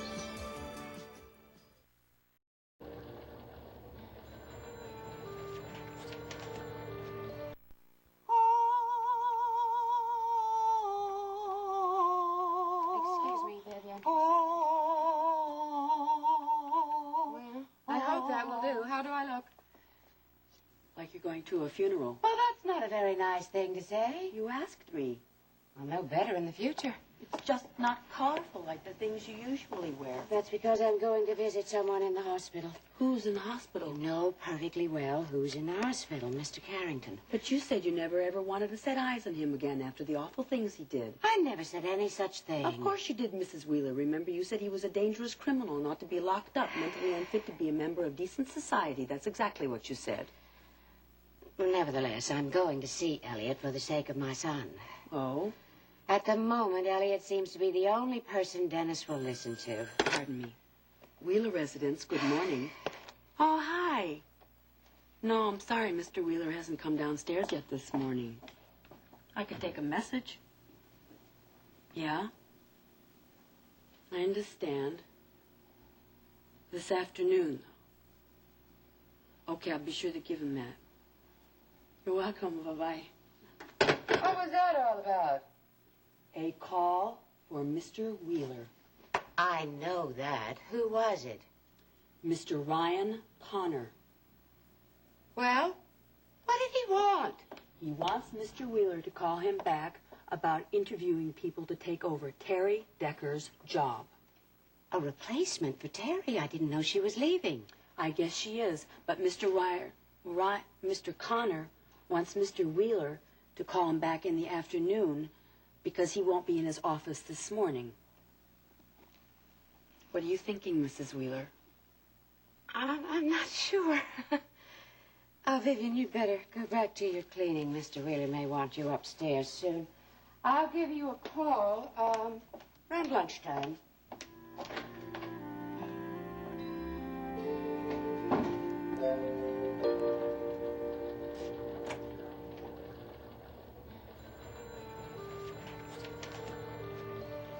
Well, so much for going over today's schedule.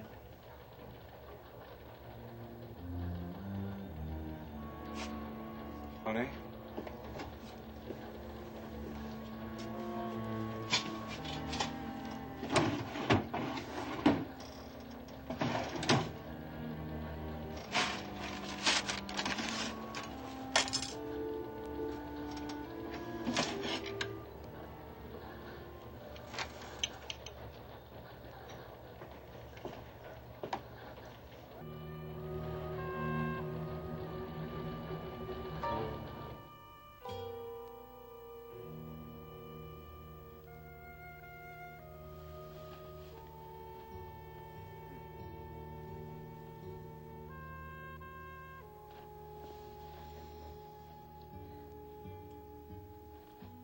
What are you doing here? Well, at the moment, I was trying to decide whether you're more beautiful when you're awake or when you're asleep.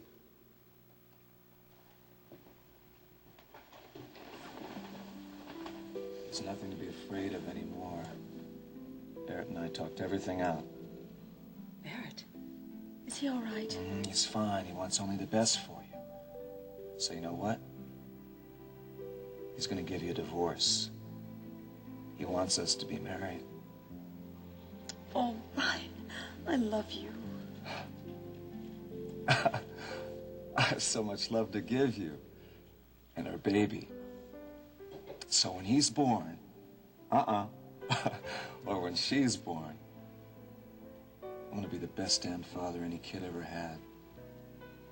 Do you realize? We're starting our lives over right now. No more problems, no worries. Just love and happiness.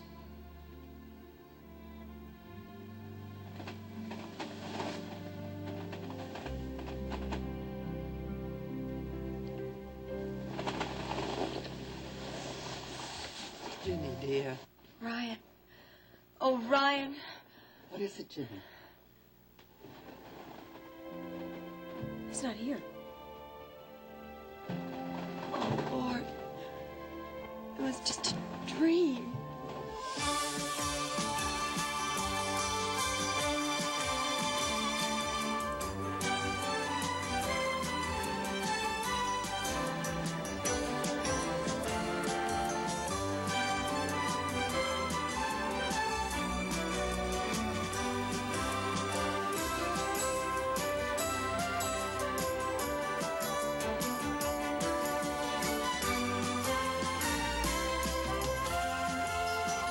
Texas, starring Beverly McKinsey.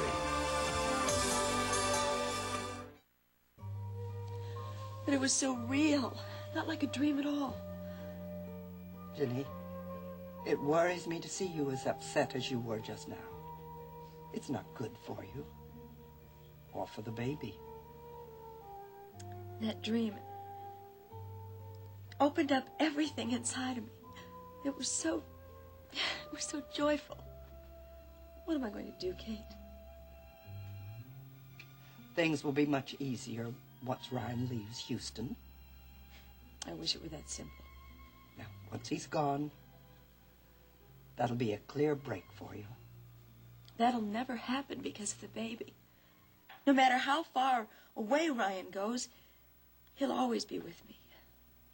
With us. And I'll always feel that. And the guilt of it every time I look at Barrett. There'll be no need for that. If you'll only tell Barrett the truth. I want to. I even started to, but he was so excited and proud about having another baby. The longer you wait, the more difficult it's going to be. Jenny, you've got to tell Barrett. Terry, I understand you're thinking of leaving us. Well, I'm not leaving exactly. I'm staying with World Oil, but I am leaving Texas. After more than 10 years of working for Alex, why? Well, it's personal. Let's just say I need a change of view. Where will you go? Paris. I'll be working in the office there. Paris? Oh, the most romantic city in the world. You must be thrilled. Yeah, I must say I like the idea more and more as time gets closer. Well, Alex will be lost without you. How will he ever replace you? Well, I don't think you'll have any difficulty finding applicants. Half the secretaries in this building would kill for my job. Oh, I imagine that's true, but do any of them have half the qualifications you do? Oh, of course they do, when it comes to technical skills. The real question will be one of rapport with Alex. Exactly. Do you have anyone at all in mind? Well, I have a list of recommendations. It's just up to Alex and Ryan to set aside some time for interviews. Terry, oh, excuse me for barging in like this. I had no idea you were busy. Ashley, do you have the releases Ryan asked for? Oh, yes, I brought them with me. I've been waiting for these upstairs. And how are you, Mrs. Wheeler? I'm fine, thank you.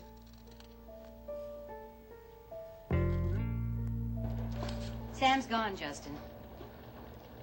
She moved to one of those new offices on the second floor? No, she's left Houston. Oh. On assignment?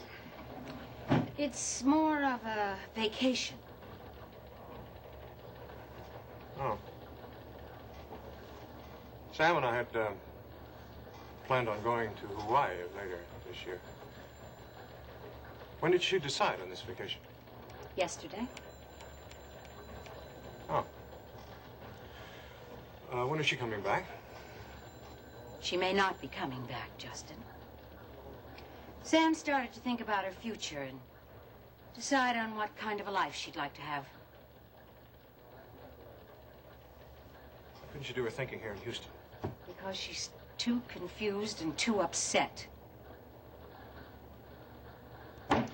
This has been a great 24 hours for me today. First, Sam kicks me out of the apartment, and then she packs up and takes off. She doesn't call me. She doesn't write me a note. She's upset. How the hell do you think I am? I don't even have a place to live. Is that really what matters to you most? Right now, yes, moving in with Sam was a big step for me, too. I put a lot of myself into that relationship. There was never any complaints about our living arrangement. She told me she loved you. And for a while there, she was foolish enough to believe that you returned that love. Didn't take her long to realize that she was making a big mistake, so before matters got any worse, she decided to leave. Don't you think she owed me a little bit of an explanation about why she left? You know, I was walking around thinking that we were in agreement, that she was happy with our arrangement. She was, in many ways. Oh, good. Good, well, I don't have to think of myself as a complete fool then. Thank you, Vicky. Just and Sam might have been willing to go on with the situation despite her deep feelings for you. If it hadn't been for one thing, Rena. Rena. You've started seeing her again, haven't you? Occasionally.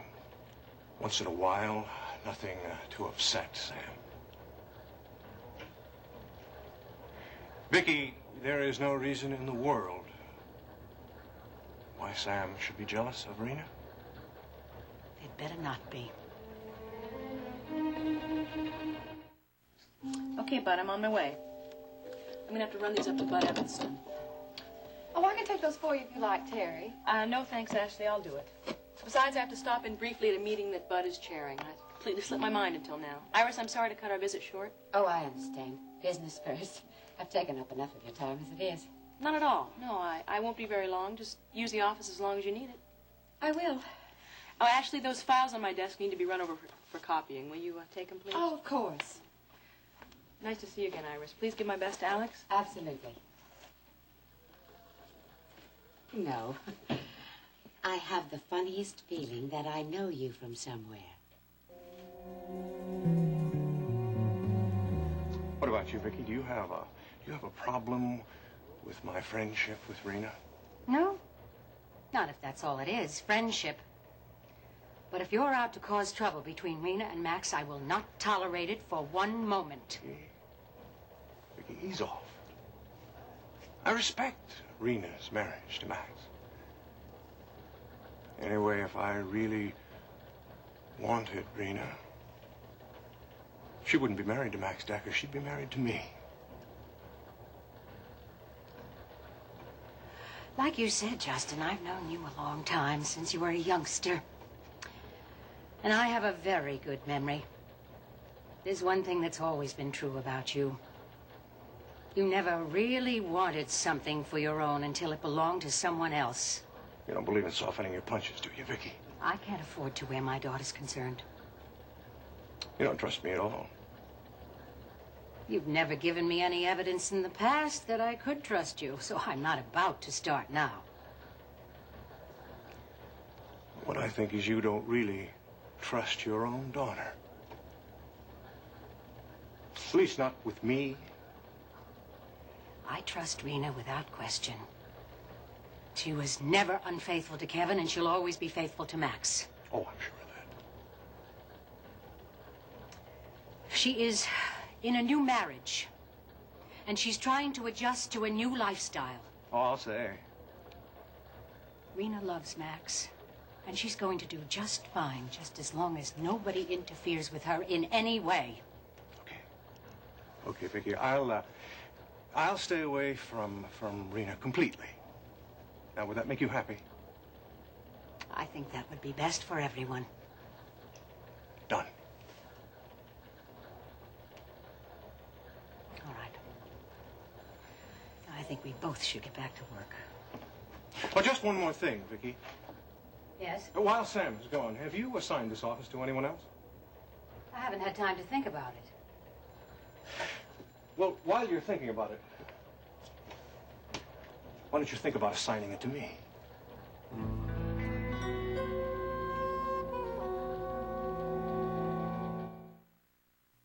I didn't catch your full name, Ashley. Lyndon. Lyndon. No, it doesn't ring a bell. I didn't think it would. It's just that your face was instantly familiar to me. Well, I did see you yesterday at the club, though, didn't I? Yes, you did. I was on my way out, although I'm surprised you noticed. You were deeply in conversation with your daughter-in-law. Paige. Yes, I was. Now, that is Paige Carrington, right? Not Paige Wheeler? Not Wheeler. That's right. How observant of you to have picked up on that difference. Well, I just have a mind for details, I guess. I guess so. Well, it's important in a place like this to always keep your eyes and ears open for details. Yes, I imagine it is. Oh, maybe I shouldn't have said that to you, you being Mr. Wheeler's wife and all. Oh, that's all right. You can speak freely with me. Well, I guess I better get these files over to be copied. Terry doesn't tolerate delays. One more question, Ashley. Yes? Yesterday, and again today, You acted as though we already knew each other. We do. Although I'm not surprised that you don't recognize me since I was only 14 at the time. 14? We met at the polo matches in Santa Barbara. Really? I was with my aunt, Hildegard Finley. Hildy Finley? I don't believe it. Listen, we all sat around on the veranda having drinks. Oh, I do remember. Hildy and I hadn't seen each other in, well, it must have been 10 years.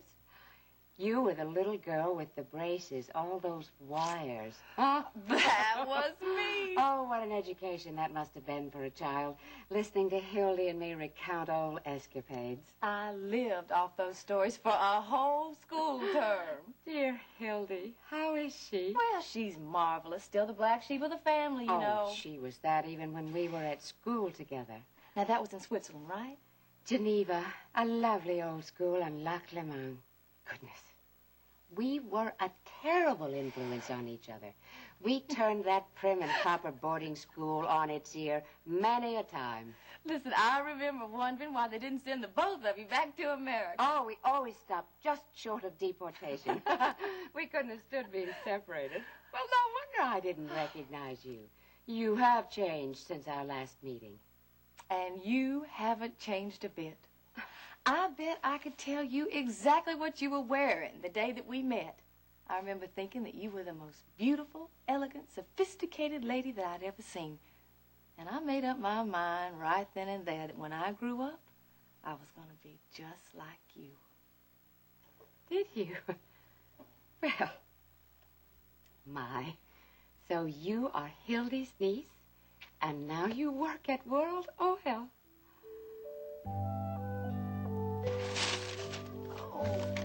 Where are these from? Peterson. Oh, they're beautiful. It really looks like a flower shop in here. Ta-da!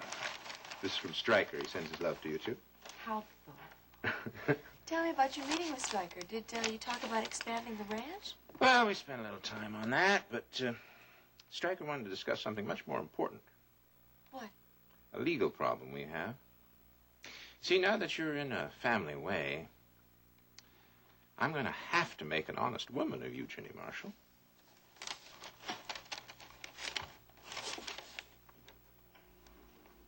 Will you marry me? Put these folders down.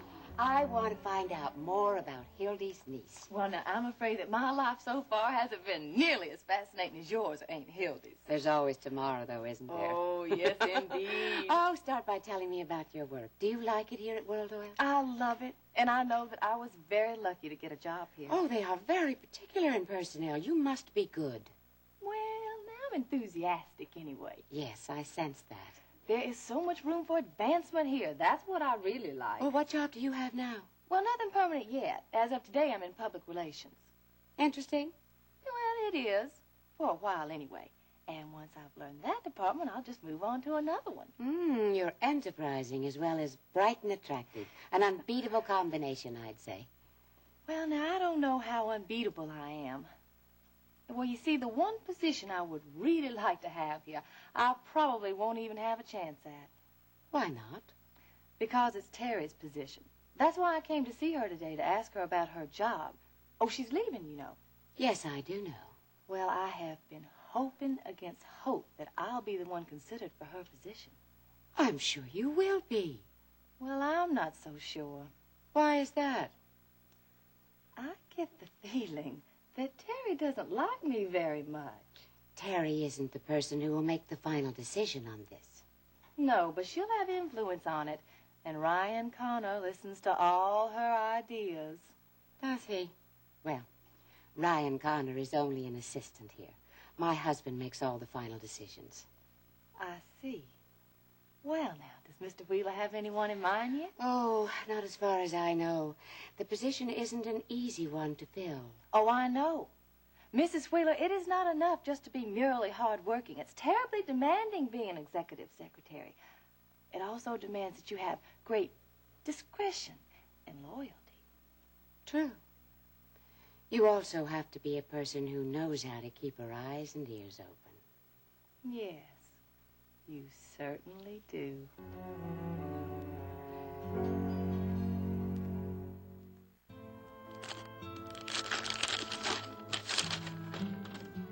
Oh, there's nothing like a good whodunit.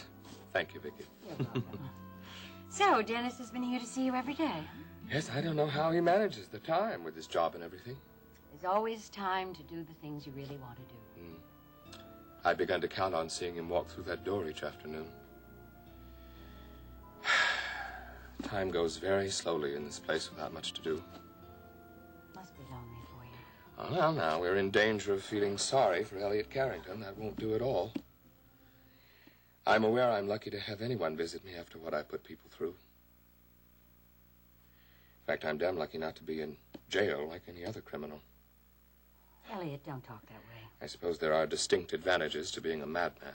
You are not a madman. Well, only a madman would try to assassinate one of the wealthiest, most influential men in the country. We can't pretend I didn't do that. No, we can't. But we can't pretend that what you did then, right out of a prison camp, can be judged by ordinary standards. Elliot, you weren't yourself when you came out of Cambodia. Cambodia and the prison camp. The ever-present excuse for all my actions. It is not an excuse. One hell of a lot of guys came out of the same war experience. They didn't bring the war back with them into civilian life. Vicky, there's no easy way out for me. Thank you for trying. Will you do me one favor? Will you stop making so many harsh judgments against yourself? Let your memory come back and then look at the whole picture. I'd give anything if I could remember any of the details. I try and try, but it's always a blank. It'll come back to you. Time period just before they brought me into the hospital. I know there's something important there. And it's just out of reach. Don't try to force everything at once. Did it ever occur to you that I might be fooling myself? And everyone else? What? Or maybe I'm hiding behind this curtain of amnesia. Too terrified to look at what I've done.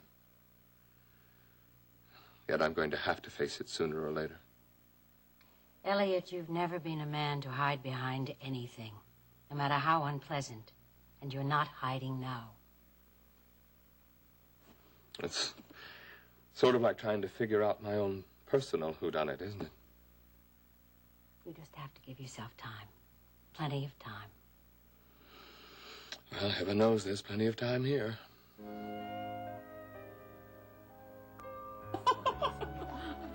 Ashley, oh, I was just about to take these, Terry. Just? Oh, it's all my fault, Terry.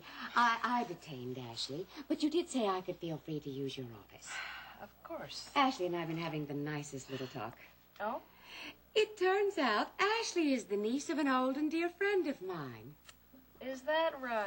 Now I know what the expression small world means. That is quite a coincidence.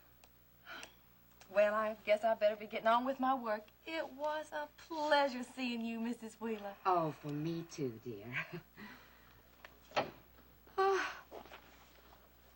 such a charming girl, don't you think? Somehow Ashley's charm just escapes me.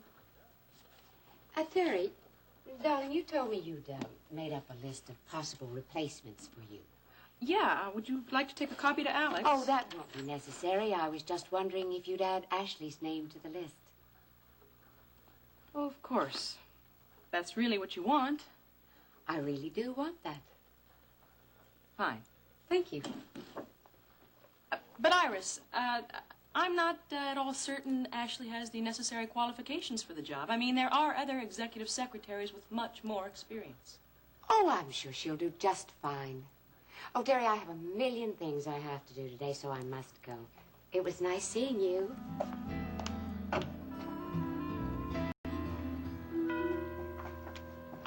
Now, I know Dennis has talked to Stryker several times already.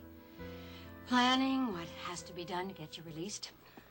Tell me, do you think the streets of Houston will be safe if they release a lunatic like me? You know, I'm not going to sit here any longer if you're planning to run yourself down again. You can consider that a warning. You're a fine friend. It's no joke. You are. Elliot, you can't really believe all those things you're saying about yourself. I don't. I don't know what I believe about myself anymore. I look in the mirror and I wonder who that man is looking back at me. What's he like? What can he do? Elliot. It's the little everyday things that get to me, like what I'll do for a living. If and when I ever get out of here. I'm not sure I'll make a good reporter any longer. If not that, what? You'll have a job. You have friends who will help.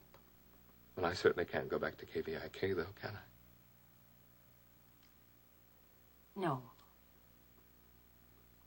I've been thinking about that, Elliot.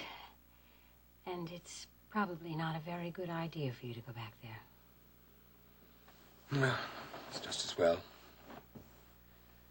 I should try something other than TV reporting. Being a reporter got me into this mess. My work carried me off to Cambodia, not to mention places whose names I can't even remember. It's no kind of life. Elliot, that kind of life gave you a chance to be of real service in this world. I used to think so. I also used to think how wonderful it would be if Dennis wanted to go into newspaper work. Now I am delighted that he's in a safe, sane profession like running an art gallery. Does, Dennis ever talk to you about his work at Western Art? Not really. Why? I'm just curious, I guess. From time to time, I wonder if the art world is really enough for Dennis. He's a lot like you know. He likes a challenge. Well, let him get his challenge in skydiving. Anything other than reporting. Do you realize how proud Dennis is of you and the work you've done in reporting?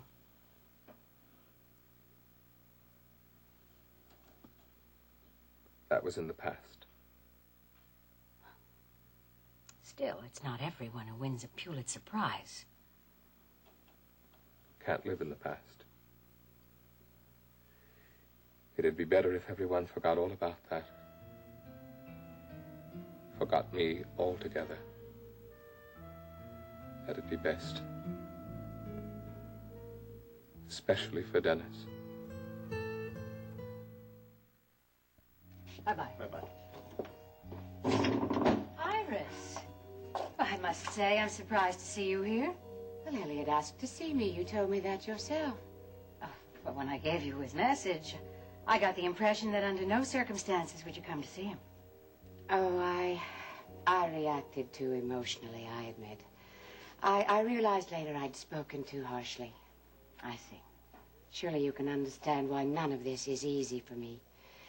It's all terribly emotional still. I mean, I was held at gunpoint by Elliot. I was terrified by him. Elliot never have harmed you. Not you, of all people. You weren't there. You don't know what he was like. I don't know what he could have done in that state of mind. I don't understand Elliot anymore. He's a different man. No, Iris.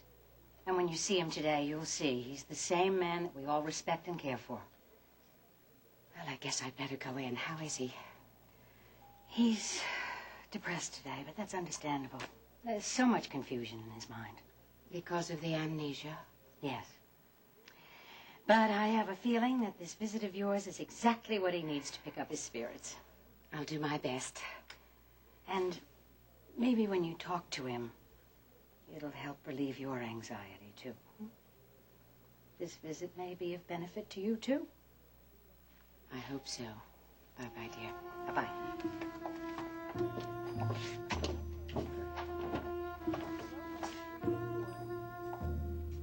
I don't understand.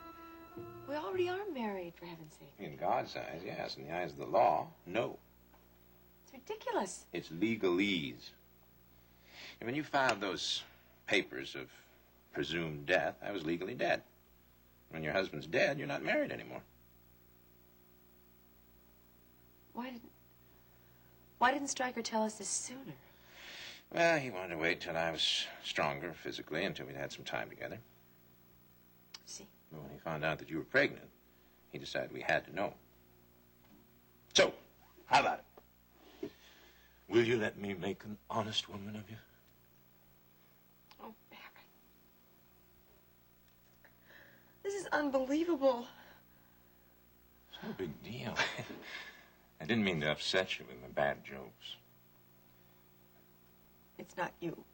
Then what? Just everything. You leave everything to me. You don't have to worry about a thing. I'll call the preacher, and I'll ask him to make our love official in the eyes of the law. And in the eyes of God again, just for good measure. Barrett, You're leaving everything to me, remember? This all fits in with the plan I sort of had anyway. Oh? Yeah, I had it in my mind for some time that I'd like us to renew our vows again. You have? Yeah, I just didn't know how to find the right way to suggest it to you, but the law has solved that problem for me. Now our only problem is to decide just where we're going to get married again. In a church again, or at the ranch? Where do you want the wedding?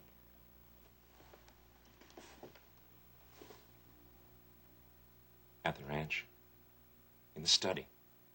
See, all Dad's things are right in that room. It'd be like having them right there with us, in a way. Then we'll have it at the ranch. I'll tell Grandma and get her to make some plans. While I'm here at the hospital, we might as well get my blood test done. I mean, they've got all kinds of blood tests on you already. One of them must be good for a marriage license. I hope so. As soon as you feel up to it, we'll go down to the courthouse and get the license. Well, you sure have thought of everything. Except for telling Steve. Shall we do that this afternoon? Are you still picking him up at school and bringing him over here? Absolutely. Just as long as Courtney gives her okay for you to go down in the lobby with the wheelchair. I want to go home today. That's not possible, sweetheart. Listen, this room could be used by someone who's sick. Don't try to rush things, honey. Barrett, I can sit at home with my foot in a chair just as easily as I can here. All right. I'll talk to Courtney. She's the one who has to make the decision.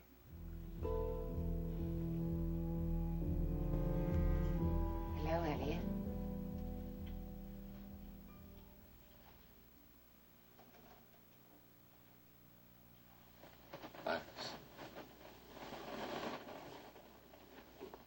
Aren't you going to say you're glad to see me or something like that? I am. I'm glad. I'd begun to think you weren't coming at all, that you didn't want to see me for some reason. Elliot, how could you think such a thing? Maybe it's the atmosphere here. It's conducive to thinking, questioning.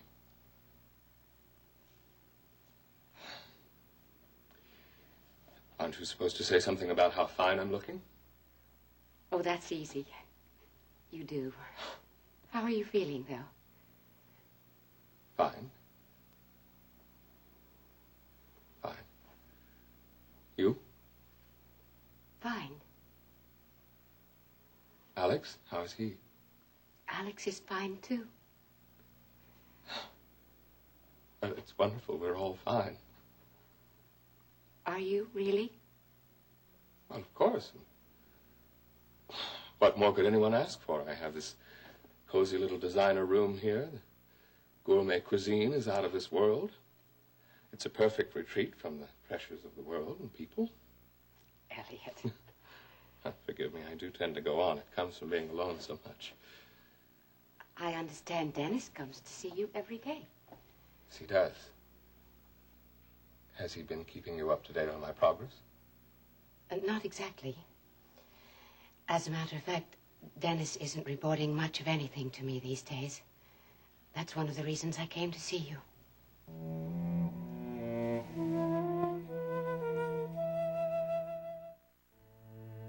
I don't know how to handle this new attitude he has toward me.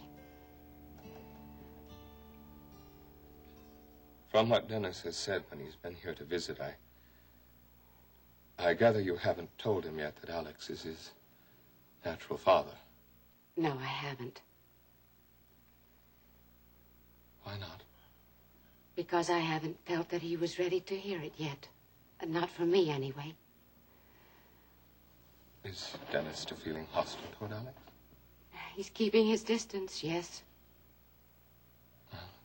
It's a tough situation for you and Alex. Very. And it only gets worse. Now Dennis isn't speaking to Alex. Or to me, for that matter. It's too bad to have the lines of communication broken down. Alex must be anxious to have his son know the truth. Yes. But he's being wonderful through all of this. He's put his own desires completely aside for Dennis's sake. He wants Dennis to accept him as a friend first. Well, that's wise. Is he showing any signs at all of opening up to Alex? No, never. And certainly not at the moment. It sounds to me like all you can do is be patient and wait for him to come around. I was wondering if you'd be willing to help. Well, there's not much I can do from this place. Except that you see Dennis every day and talk to him. What is it you want me to say? Oh, you know that better than I. You have a way with words. I don't. And that qualifies me to watch the hurt in his eyes as I tell him I'm not his father? That I've been lying to him all his life? That his real father is a man he can't stand?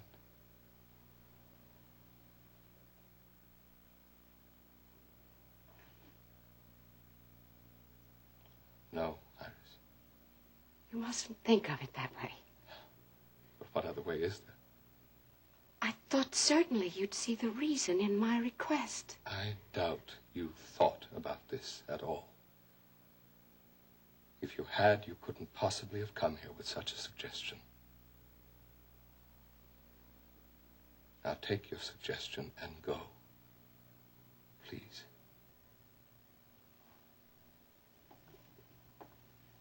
I can't. Dennis is about to make the biggest mistake of his life. And only knowing the truth can keep him from going through with it. Iris, I've had enough. Dennis is about to give up his job at Western Art. Did you know that? He has this idea that he wants to work for KVIK. Oh, that can't be. It is. He's already given his notice at Western Art. He's taking a job as a reporter. He's trying to follow in your footsteps, don't you understand? Yes. It can't be. Reporting is no kind of life for Dennis. Only you can make him see that. Dennis never said anything about KVIK. Ask him. It's final. I don't believe it. Alex offered him a marvelous position at World Oil. He turned it down flat. He'd rather be grubbing around as an assistant in that television newsroom. But Alex's job's the one with a future. Do you see that, Elliot?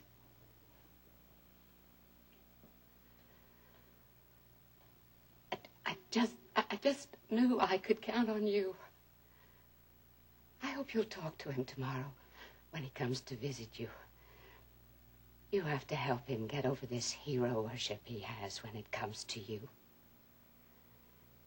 That's the only reason he's taken this job. I'm sure of it. Well, you look like you're getting tired, and I don't want to wear you out. Thank you, Elliot.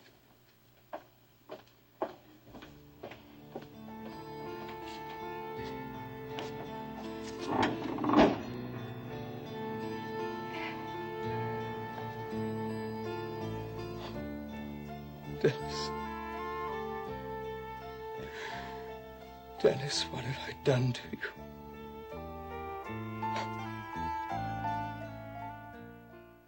I hope you appreciate this deluxe service you're getting here.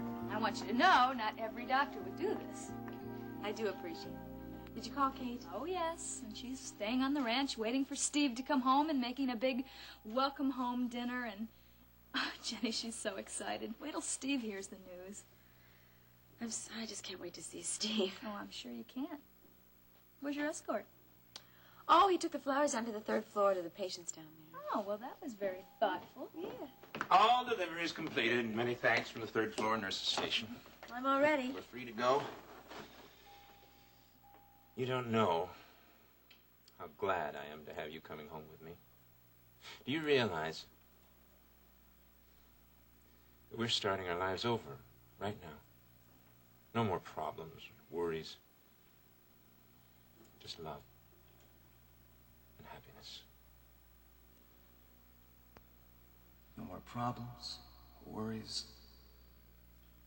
Just love and happiness.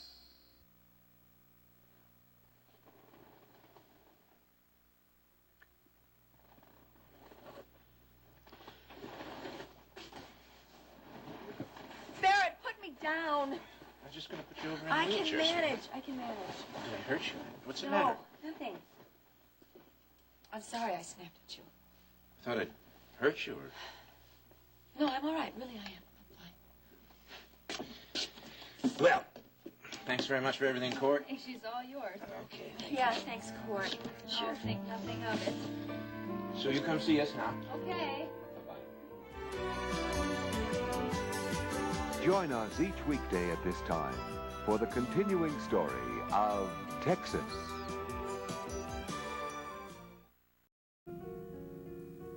Today on Another World.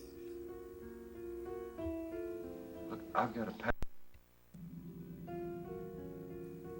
Today on Another World. Look, I've got a past that I don't know anything about. You tell me that I have a child. That's the one thing that's real. That's the one thing that I know. And now it seems that you and Mac are asking me to sign over my rights to my son. It just seems to me that we all have to put away our personal wishes and do what's best for this baby. Right, I think we need to do what's best for the baby. Well, then why shouldn't Mac have legal custody of a child that he's going to take responsible for day to day?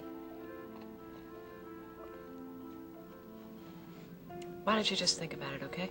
I will definitely think about it. And I will try to decide what's best for my son. Mac, you don't have time to wait for the police to finish their investigation. You've got to take some immediate steps. Well, what are you suggesting I do? You get him out of town.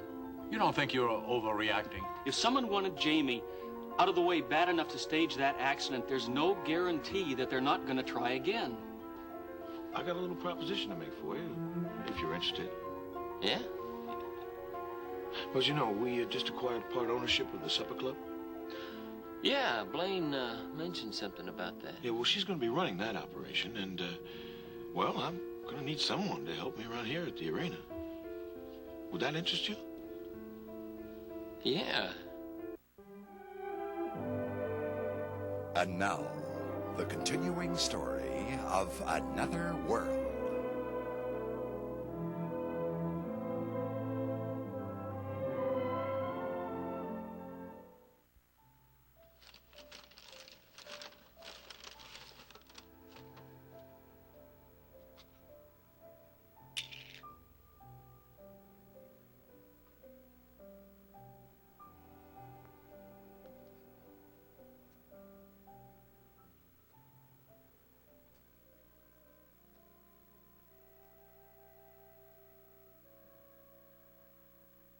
Look, Mr. Scott, the accident went off like clockwork. It's just we got the wrong guy.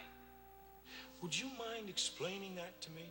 The lift pushed this guy Alexander off the dock onto the barge instead of the frame kid. You mean to tell me we set up this whole elaborate scheme to get the frame kid off your back, and somehow, somewhere, someone screws up so we almost kill an insignificant worker? There was no way we could tell that was going to happen. It's sloppy work, Steele. You can only plan so much, and the rest, it's up to luck. I pay top dollar so that luck doesn't enter the picture. Look, if he had been a few more feet away, it for sure would have been that frame kid we could have sent over the edge. Well, unfortunately for you, he wasn't. And unfortunately for you, the frame kid is still our problem.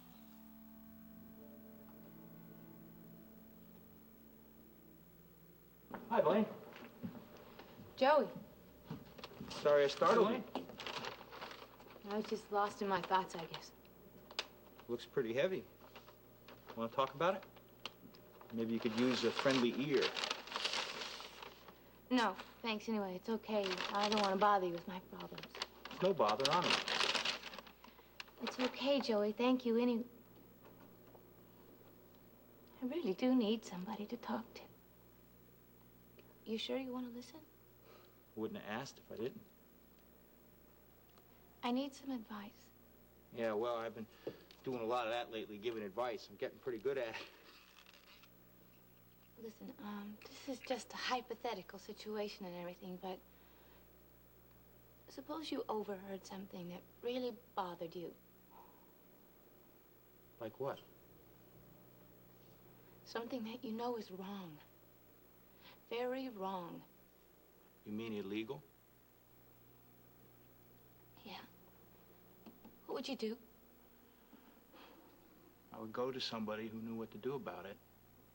Like who? Like maybe the police. No. Suppose it's something that you can't go to the police about. How serious is this? It could be very serious. And you can't go to the police?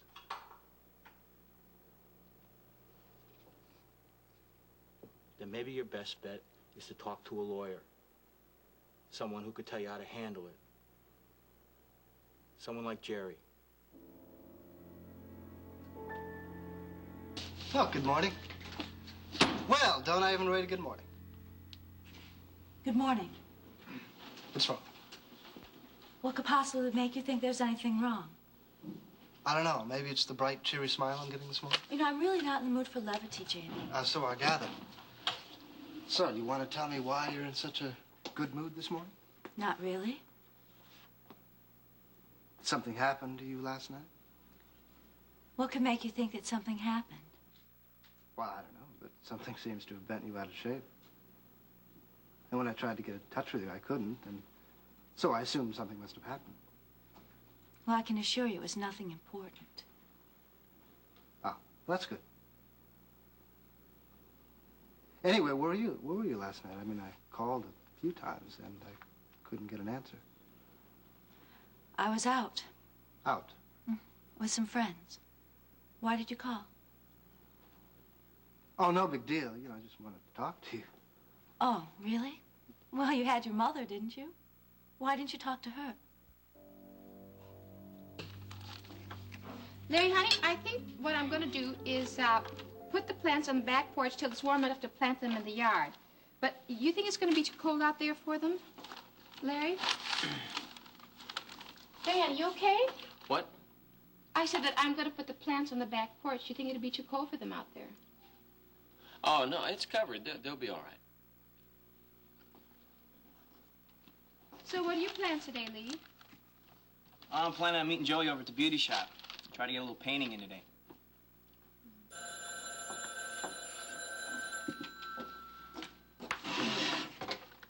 Hello. Hi, Jerry. How are you?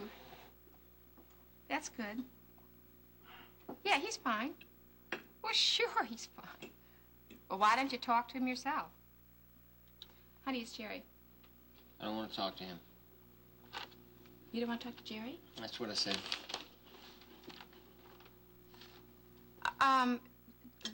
Larry, he can't come to the phone right now. Sure, I'll tell him you called. Bye.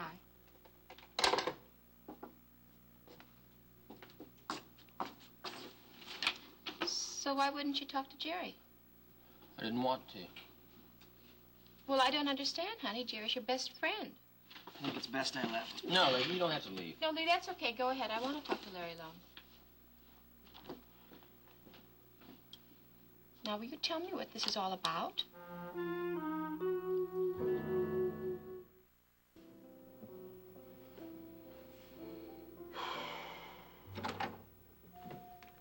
Hey, Rick, where's Sam?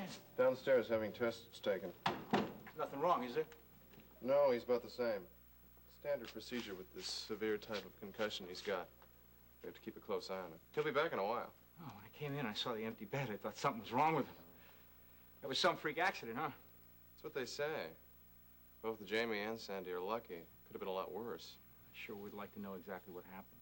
Well, Sandy's the only one who can tell us that. I hear the cops are having an investigation. Oh, yeah? Yeah, they're looking for people down on the docks who might have seen it. What, they think it's more than an accident? Well, there's been a lot of things going on with that project, and the cops don't want to take any chances. Does seem kind of strange, doesn't it? Yeah. Hey, you know, yesterday when with all the excitement, I didn't get to talk to you. I was sort of surprised to see you working up here so soon. Well, Russ wanted me to start right away, and I didn't see any reason to delay the transfer. So how you doing? It's only my second day, Joey. Well, you could tell if you like it or not, can't you? It's a little too soon to tell. It's a lot of work. Paperwork. You dealing with it all right? What are you asking me? Am I dealing with the pressure? Yeah, I guess I am asking if you were dealing with the pressure. Well, you can cut the kit noises. Everything's okay. I'm just taking it one day at a time. That's the way you should do it. My opinion is going to work out fine. And is that your professional opinion, Doctor? Yeah, and you better believe it, buddy. Larry, I want an answer. About what? About what? You just refused to talk to your best friend. I just don't want to talk to him right now. Why are you making a federal case out of it? Well, I think it's strange, don't you? Clarice, I don't feel good this morning. I don't want to talk to anyone. Look, I'll call Jerry later, okay? It's not okay, Larry. Look, will you just drop it? No, Larry, I won't drop it. You and Jerry have been friends a long time. I've never known you not to want to talk to him. I want to know what's going on. Look, I didn't want to talk to him then. I don't want to talk to you right now, all right?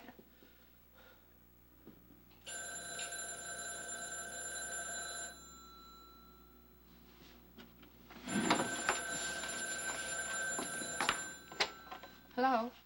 Good morning, Clarice. It's Jordan Scott. Hello. You all settled in that new house of yours? Well, we're working on it. There's still a lot of work to do. Yeah, those kind of things take time. Don't push yourself too hard, okay? No, I won't. Is Larry around? Well, I'm not sure. I'll have to check.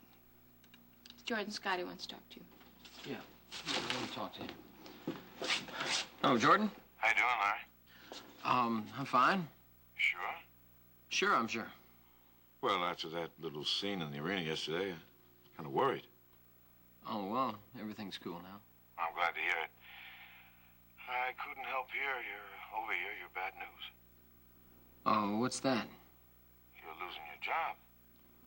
Oh, yeah. I can't tell you how sorry I was to hear that. Well, I guess that's how it goes. Well, maybe we can do something about it. Oh, what do you mean? Well, I've got a few ideas. You doing anything late this afternoon?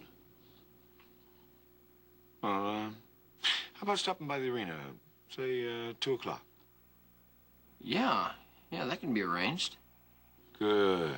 I'll see you then. Okay, Jordan, I'll talk to you later.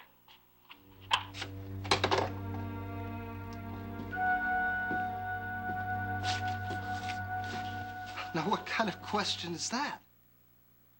Now, suppose you tell me why you're so upset. Jamie, I thought we had a relationship that was going someplace. Well, I thought so, too. Well, if you care about me, then you should have come home with me instead of running off to your mother's. What?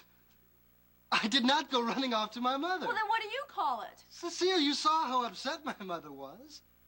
So was I. Jamie, I care a great deal about what happens to you. And last night you were almost killed. And I was very upset. Okay, but the only reason that, I went home with Mom and Mac is because I knew how upset they were, and I wanted to reassure them that everything was okay. And I don't need any reassurance. Cecile, honey, it's not that. Now, come on. Well, then what is it? Huh? Look, you know, I wouldn't have been very good company last night anyway.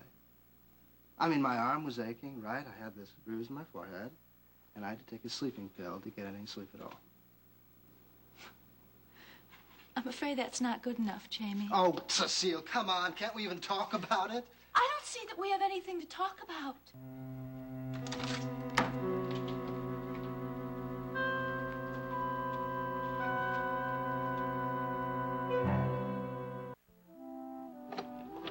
You made it sound very urgent when you called. It is. You're not in any kind of trouble, are you? No, no, Jerry, it's not me. It's something else. Well, what? It's about the dock accident. The dock accident? What about it? I don't think it was an accident at all. What do you mean?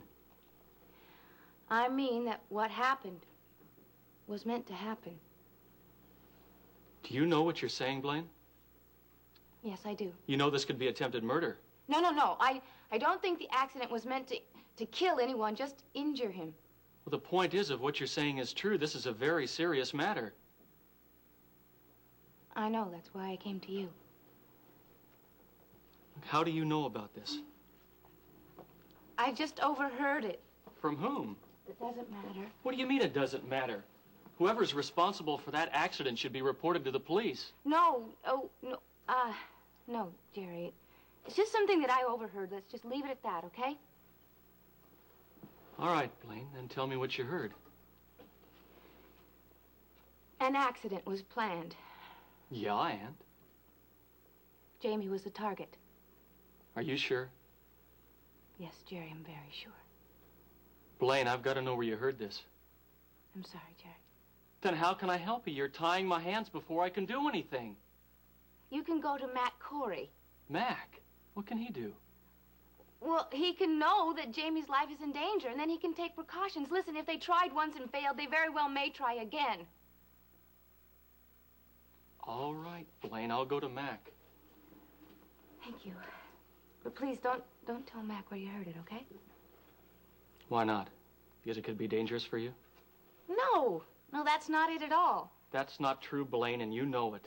Jerry, I just don't see what the point could be for Mac to know where you got the information. How can I convince you to get out of the arena and stay away from Jordan Scott?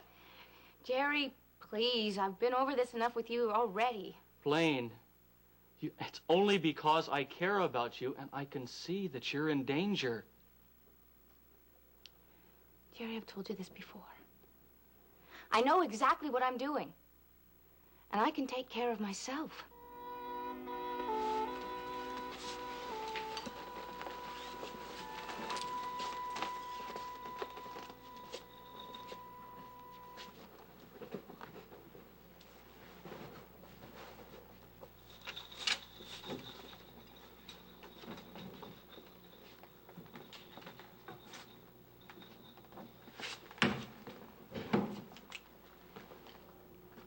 How's he doing? About as we expected. Sandy? Sandy?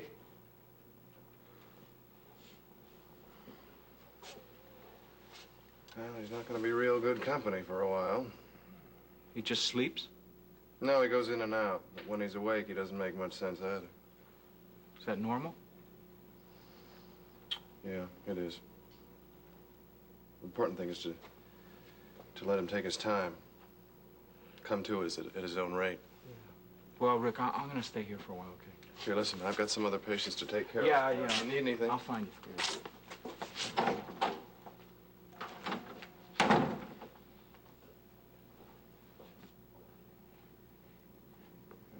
Sandy?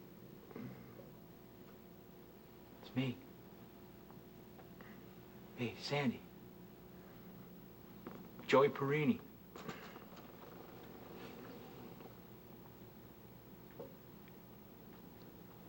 Hey, Joey. How you doing? I guess that's supposed to be my line. How do you feel? One rotten headache. Yeah, well, that makes sense. You got clobbered pretty good. Man, I can't stand. Can't stay awake. Yeah, well, that's okay. You're supposed to be sleeping anyway. Man. Funny dreams. Real scary, man. And I don't want to sleep if I keep having those dreams. What kind of dreams? I don't know, man. Real scary. I don't want to talk about it. You don't have to talk. You just concentrate on getting some rest. Hey, Joey, listen. Stick around for a minute, will you? Well, maybe I shouldn't stay if you got to sleep, you know. Oh, just for a second, man. Okay, I'll stay for just a second. Thanks.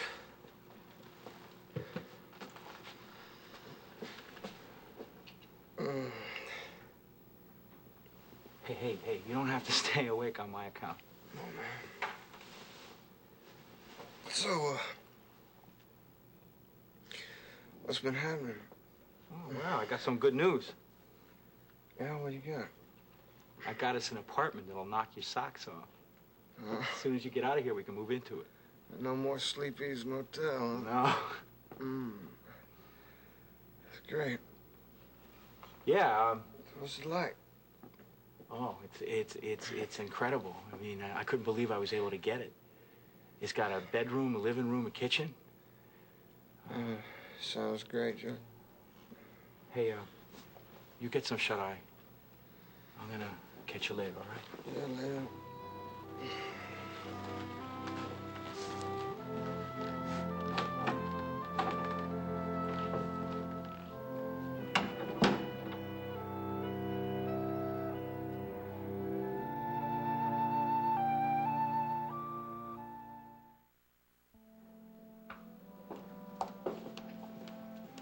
I hope you didn't mind my stopping by. No, of course not. You're welcome by anytime you want. Well, I just wanted to spend a couple of minutes with Matthew. Oh, well, he's not quite due to get up from his nap yet, so why don't you sit down and have some coffee with me and we can talk. No coffee, but I'll join you. I heard about Jamie. Is he all right? Oh, yes, he has a sprained arm and a few bruises, but he's going to be all right. What happened down there anyway? Well, apparently, he got in the way of a forklift, and at the last moment, somebody else saw that and went in and pushed him away and saved him in the nick of time, saved his life. Is the other guy all right? He's got a very bad concussion, but they tell me it's going to be all right. Well, I'm glad to hear that. Yes, we feel very lucky. What about you? How have you been? Busy. Trying to get things back into gear. Any plans? A few. Decided to sell my share in the supper club. Oh, you enjoyed working there so much. So I hear. I've talked to Jason, but I don't think it's anything I want to be doing again. Have you decided what it is you want to do? Well, I'm going to get involved with the new complex, the sporting life. Well, that's a departure from the supper club. Well, in a way. But then again, they are both dealing with the public. And that I can't remember what I used to do. I can't see that it makes any difference what I do. Still no memory at all. Not yet. Well, I'm sure it's going to come back, don't worry. Well, I appreciate your confidence. I'm working at it. I really am. You were never one to give up, you know. Well, I'm not so sure there's a lot of room in there for memories. The present being what it is. Busy with the sporting life complex, meeting people. Matthew. Matthew is the most important thing. Well, speaking of Matthew, would you like to see your little son? Yes, I would like that.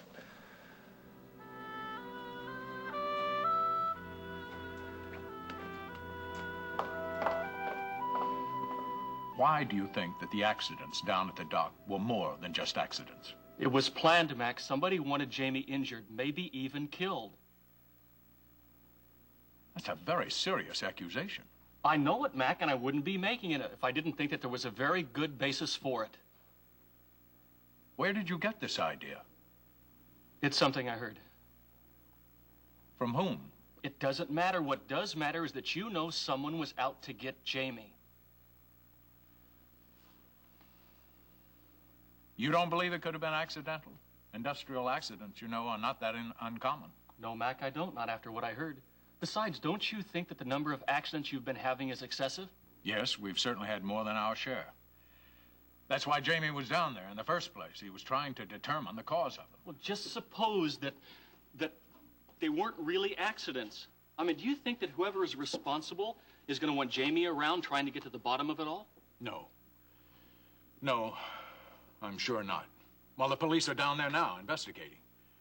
Mac, if there was foul play, I hope that they do uncover it. Mac, you don't have time to wait for the police to finish their investigation. You've got to take some immediate steps. Well, what are you suggesting I do? You keep Jamie under wraps for a while, at least until we get to the bottom of this. But how am I going to do that? You get him out of town. What would that accomplish? Mac, it could save his life. You don't think you're overreacting? No, I don't, Mac. If someone wanted Jamie out of the way bad enough to stage that accident, there's no guarantee that they're not going to try again. You really do think there's a plot, don't you? Yes, I do, Mac. I think someone is trying to sabotage that project. That's the only explanation for the number of accidents that you've been having. I also don't think that it's just a coincidence, that each one of these accidents is becoming more serious. Yes, I have to admit that is what's been happening. Then you've got to take some action, Mac. You won't tell me how you got this information? No, it could be dangerous for some people. All right. I won't press you on that. Thanks, Mac. And if you do feel this strongly about it, I'm not going to ignore what you've said either. I'll get Jamie out of town for a couple of weeks. Oh, good, and just as soon as possible. Do you think it's necessary he know why I'm getting him out of town? What do you mean? Well, he's been under a lot of pressure lately. Quite frankly, one thing he doesn't need to know at the moment is that somebody wanted to kill him. No, I don't think it's important that he know that. Just make sure you get him out of town. Yeah, by the end of the week. Not any sooner? I don't see how. He's still under doctor's care. Well, then that's just a chance we'll have to take, just so long as you get him away from here.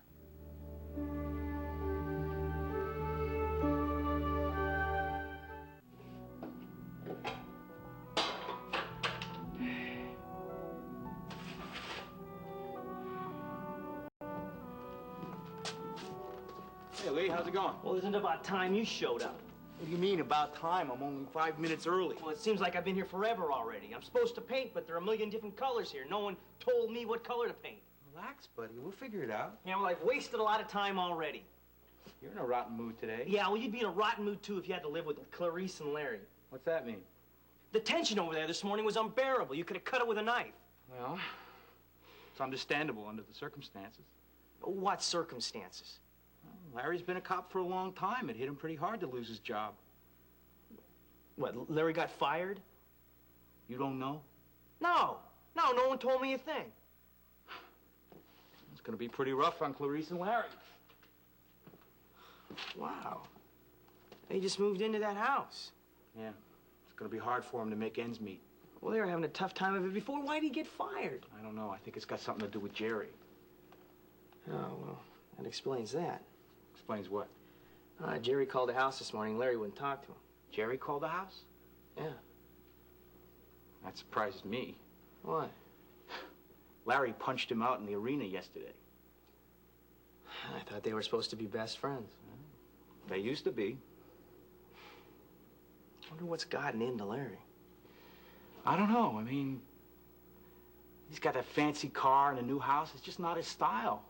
Blaine's been real worried. Yeah, well, there's something really bothering him. Yeah. I get the impression somehow that he just got tired of not ever having anything. He got a taste of the good life at the arena. Now he wants more of it for himself. Yeah, well, he had me convinced he hated the marina. Or the arena. Well, he spends all his time there now. Yeah, well, I'm probably not helping the situation much myself. What do you mean? Well, Larry and Clarice have a lot of things they got to straighten out. And my hanging around isn't helping any. You don't have any other place to stay, do you? No, I don't. Well, I could stay with Ada. She offered me a standing invitation. Look, I don't think that would be a very good idea. Why not? I hear what you're saying about, you know, them getting their thing together and they need time, but I think it's important that you'll be around for Clarice. This is going to be really rough on her.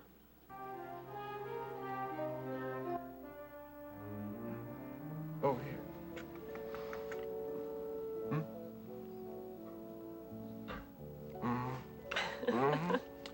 is it about him that makes me smile? Oh, he's a very happy baby. Well, you must be doing a good job raising him. Thank you. I appreciate that. Okay. All right. Let's go. Had enough of this. Okay. There you go, Pumpkin. Thank you. I appreciate that. Mm-hmm. Well, do you have a minute? Sure. I'd like to talk to you. All right. Okay, come on, Pumpkin. Come on. In you go. Huh? Is that good? Yeah, you can watch all of that. It's about Matthew. Something wrong? No, he's fine. Then what is it? Well, as you probably know, when I was having Matthew, I was on release from prison. I didn't know if Mac and I were going to get a divorce. It was just a very confusing time in my life. Right, I'm aware of that. Yes, but what you don't know is that on the birth certificate, you're listed as Matthew's legal father. No, you're right. I didn't know that. Matthew's real legal name is Matthew Blake. What are you getting at? Mac is having trouble with that. What does that mean? He feels that since he is raising Matthew, that he ought to be allowed to have legal custody of him. And what does Mac suggest? He wants to adopt him. You've got to understand, Mitch, you've already agreed to let us raise him. I know what I've agreed to. Well, does it really make any difference who has legal custody of the baby as long as you're able to see him whenever you want to? I don't know. That's a very good question. Maybe you should ask Mac. You can't understand Mac's feelings. Can Mac understand my feelings? Look, I've got a past that I don't know anything about. You tell me that I have a child. That's the one thing that's real. That's the one thing that I know. And now it seems that you and Mac are asking me to sign over my rights to my son. I understand what you're saying. It just seems to me that we all have to put away our personal wishes and do what's best for this baby. Right. I think we need to do what's best for the baby. Well, then why shouldn't Mac have legal custody of a child that he's going to take responsible for day to day? Why don't you just think about it, okay? I will think about it. I will definitely think about it. And I will try to decide what's best for my son.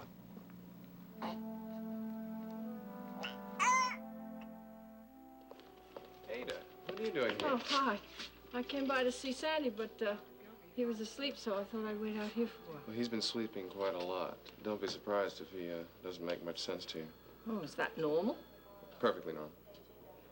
Oh, well, listen, could you keep me company for a couple of minutes, or do you have to rush back to work? Well, I think I can spare a few minutes. Okay, good.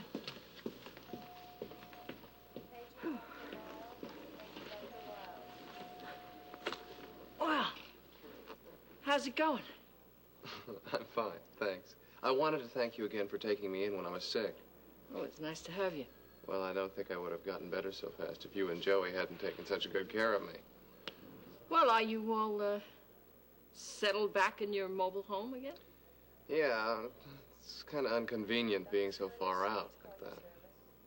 Well, look, if you have to work late sometime, you know, you're welcome to stay at my place. Thank you. It's nice of you. Well, you taking care of yourself? Do you get enough to eat? What is this that everyone in the world wants to mother me? Is that bad? No, I guess not. Well, who's been playing mommy lately? Kid. But she's been doing that since we were 8. Mm-hmm. And Marianne. How is Marianne? Oh, she's fine. That's not what I meant. I like her, Ada. I like her a lot. Well, you seem surprised. I guess I am. Why? She's a nice girl. Oh, it's not her, it's me. I've always been very self-sufficient. And now, I think I've fallen. Hard. does surprise me. Well, you know, there comes a time in everybody's life when they don't want to be alone anymore. Sometimes it's dangerous. What do you mean? Well, you see, when it does happen, some people just grab the nearest person. Oh, well. No, I don't think I've done that. Oh, well, maybe not, but you better be sure that you love Mary Ann and not just the idea of being in love. You know, Ada, you're a really amazing person. How do you know all this stuff? Well, you've been around as long as I have. You got to pick up a couple of things so you haven't been listening. Oh, listen, I've got to go. I've got some tests. Oh, okay, me too. I got to go and see if Sandy's awake yet. All right, now, if he's groggy, don't let it worry you, okay? Okay. Bye-bye.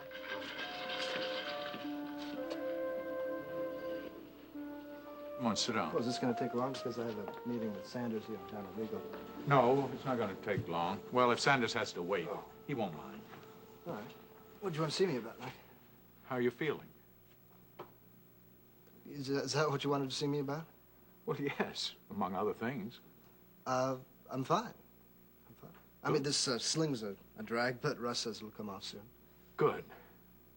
Because I want you to go out of town for me. Out of town?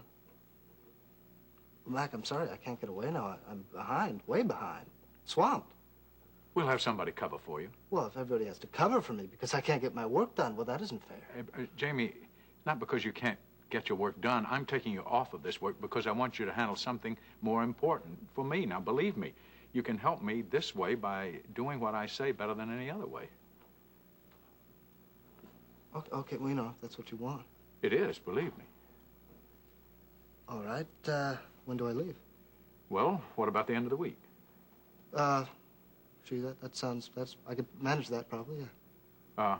Good. Will you check with Russ to make sure that you can? Right. Okay. Where am I off to? First stop is Philadelphia. I'd like you to fill Taylor in on the dock project. Tell him about all these problems we've been having. Okay, and then what? Well, then I'd like you to go up to Boston. You know, there's a big booksellers convention there. Now, our sales department will be there, of course, but I'd like you to talk to the other publishers personally. Try to see if you can get a fix on this year's bookmark. Wait a minute, Mac, a booksellers convention. Well, our sales department can handle that. Mac, what about if I come home after Philadelphia? That way, you know, I can have the whole weekend to catch up on that paperwork. I'd rather you go to Boston. Why? Because I'm worried about you. You are pushing yourself too hard. Mac, I'm fine. But you're not going to stay fine unless you learn how to take care of yourself, Jamie. Really, now, I'd like you to relax a little. Well, I'll just have to take all this work with me. You just don't give up, do you? I guess not. Want anything take your mind off of... What about Cecile? Why are you asking that? Well, perhaps she'd join you. She could use a vacation, I'm sure. I don't know. Will you think about it? Yeah, sure. I'll think about it. I'm not making any promises. Just one? Just one, okay? Please, slow down. Take better care of yourself. All right?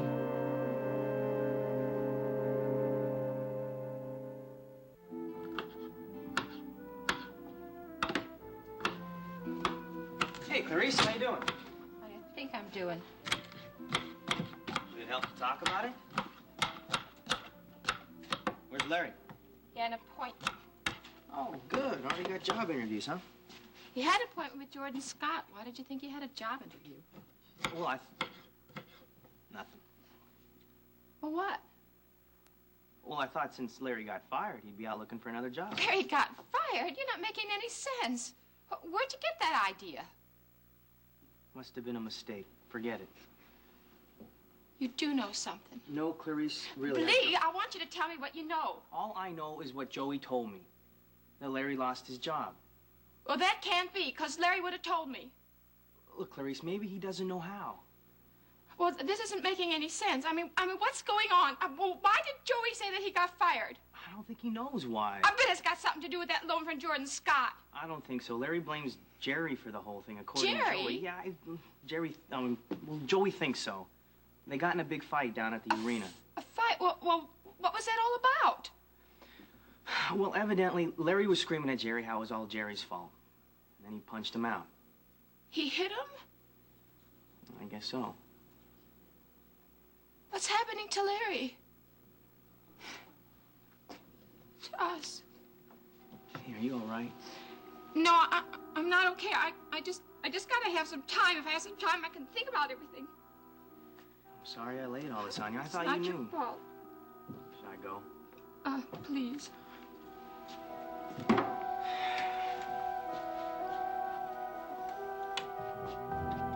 You look like you could use one. Yeah, I guess I could. I can't tell you how shocked I was to hear they forced you to resign. Yeah, it kind of caught me off guard, too. How's Clarice taking it? She doesn't know about it yet. It's really gonna blow her away when she finds out. Yeah, I guess so. Especially with his new house and all. I just can't help feeling responsible.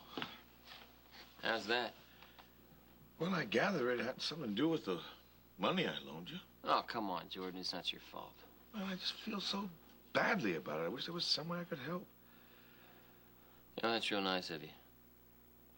You made any plans yet? No, I need to line up something pretty fast. What I'd really like to do would be get a job before Clarice finds out I lost my other one. Hey, maybe there's something I can do to help after all. Yeah, what's that? Well, I got a little proposition to make for you, if you're interested. Yeah? Well, as you know, we just acquired part ownership of the supper club. Yeah, Blaine mentioned something about that. Yeah, well, she's going to be running that operation, and, well, I'm going to need someone to help me around here at the arena. Would that interest you?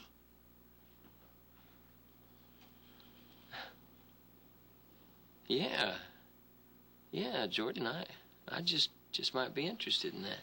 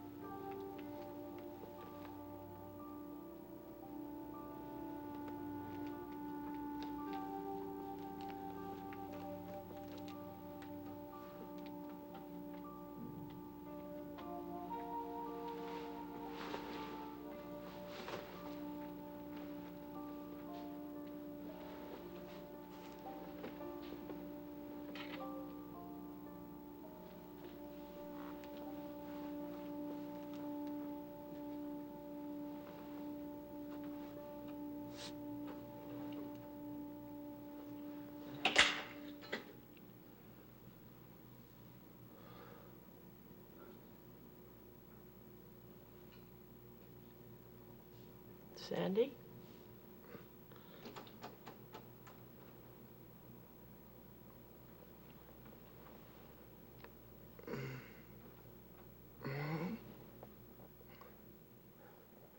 No, Sandy, it's Ada.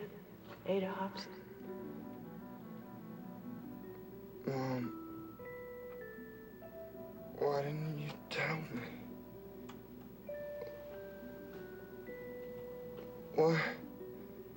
Why'd you wait so long? It's okay, Sandy. You're doing just fine. Why didn't you tell me sooner? Tell you what? Why didn't you tell me about my father?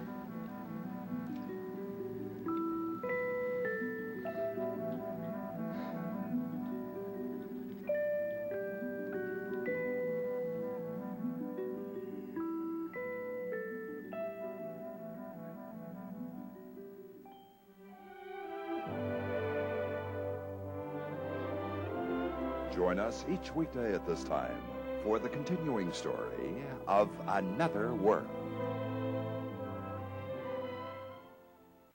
I just wonder what really happened between Rachel and Mitch Blake. Well, Rachel. Today on Another World.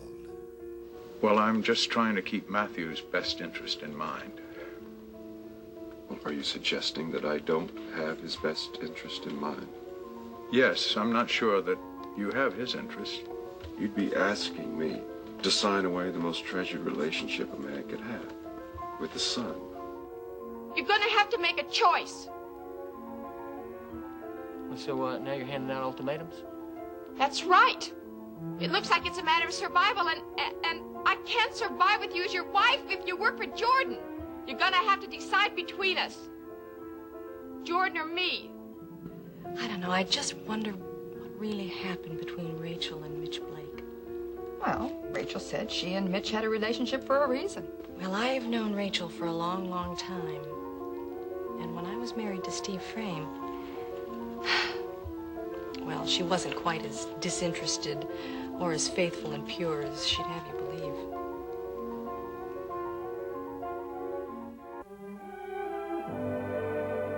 And now, the continuing story of Another World.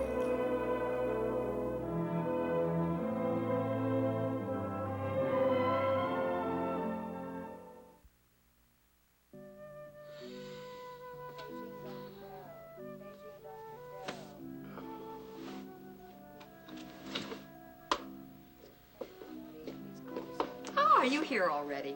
In the flesh, as they say. Gee, I'm glad to see you're so prompt. Beg your pardon? Well, I said I wanted to see you back here in a week, and here you are, 7 days later. I might have no memory, but I can still count.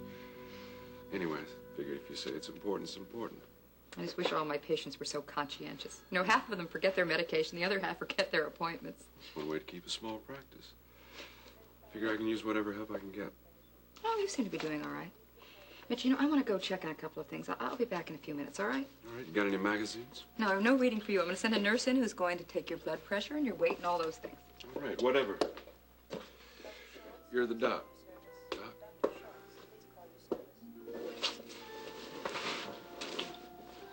Mitch. Mitchell Blake? That's me.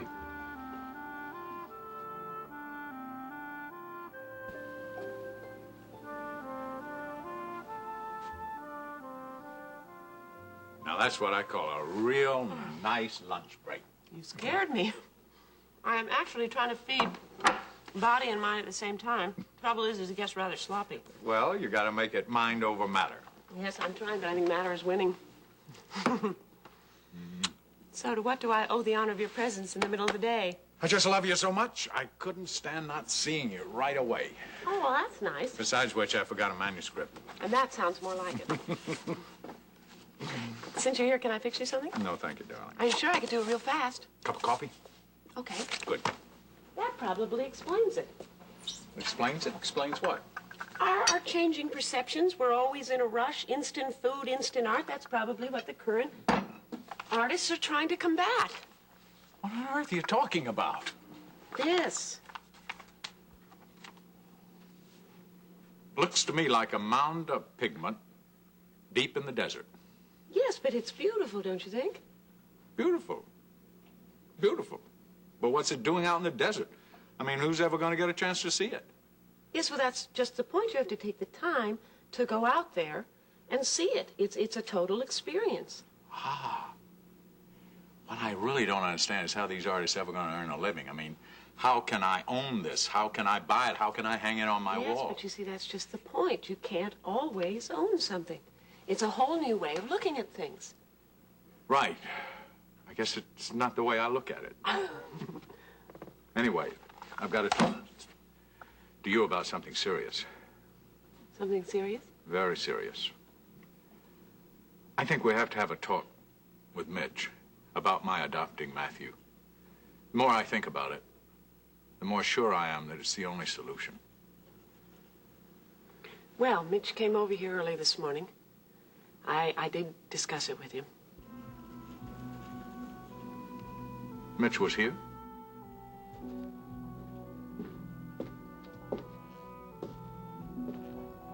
Hi, sis. Larry, what are you doing here? Are you having a private party? Larry? Why, does it bother you? Well, yes, quite frankly, it does. Well, you better get used to it. Why is that? Because we're going to be seeing an awful lot of each other from now on.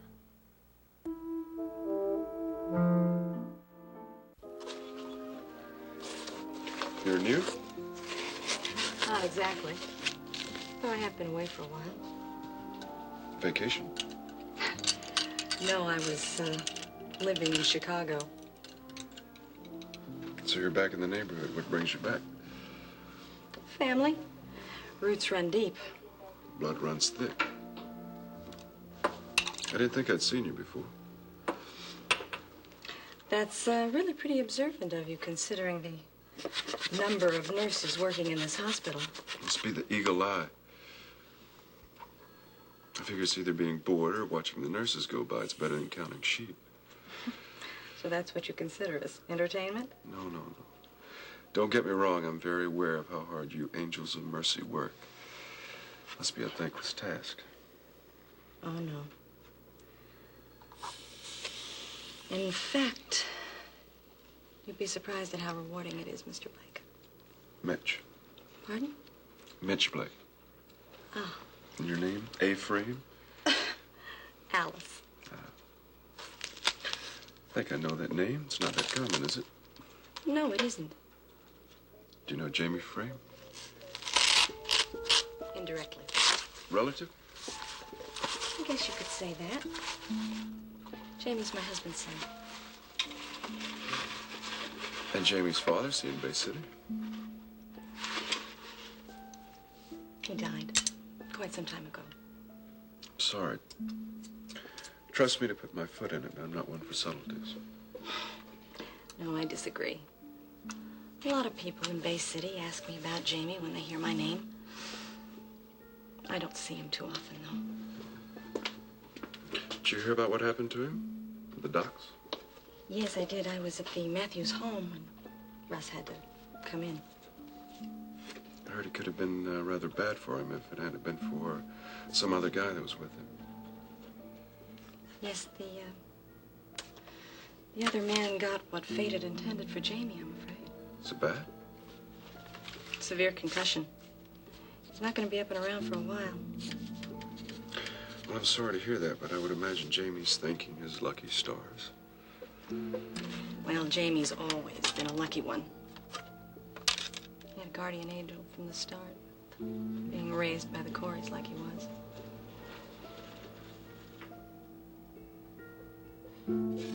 Don't talk in circles, Larry. Tell me what you mean I'm going to have to get used to seeing you.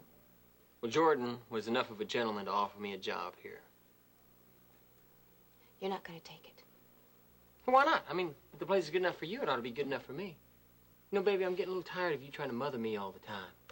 So we're going to be crossing professional paths. We might even have the same boss, but I don't have to put up with your interference. Just mind your business, and I'll mind mine, okay?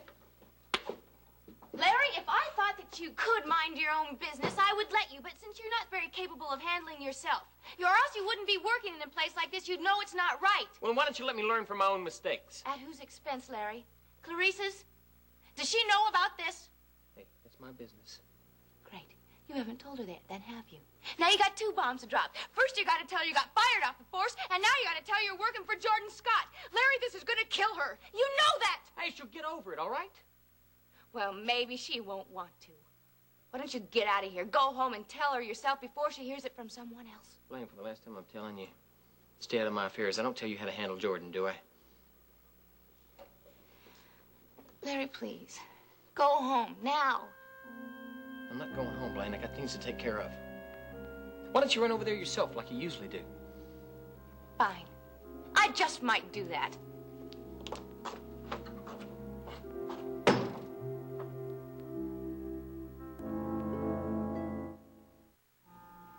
Mitch was here today? Yes? Does that bother you? No, of course not. Darling, we told him he was welcome over here whenever he wanted to see Matthew. Yes, of course. So you talked to him about my adopting Matthew? Yes? I thought it was important to you. So what did he say? Nothing much. Well, I mean, his general attitude. What was it? Negative. How negative? He doesn't go along with it.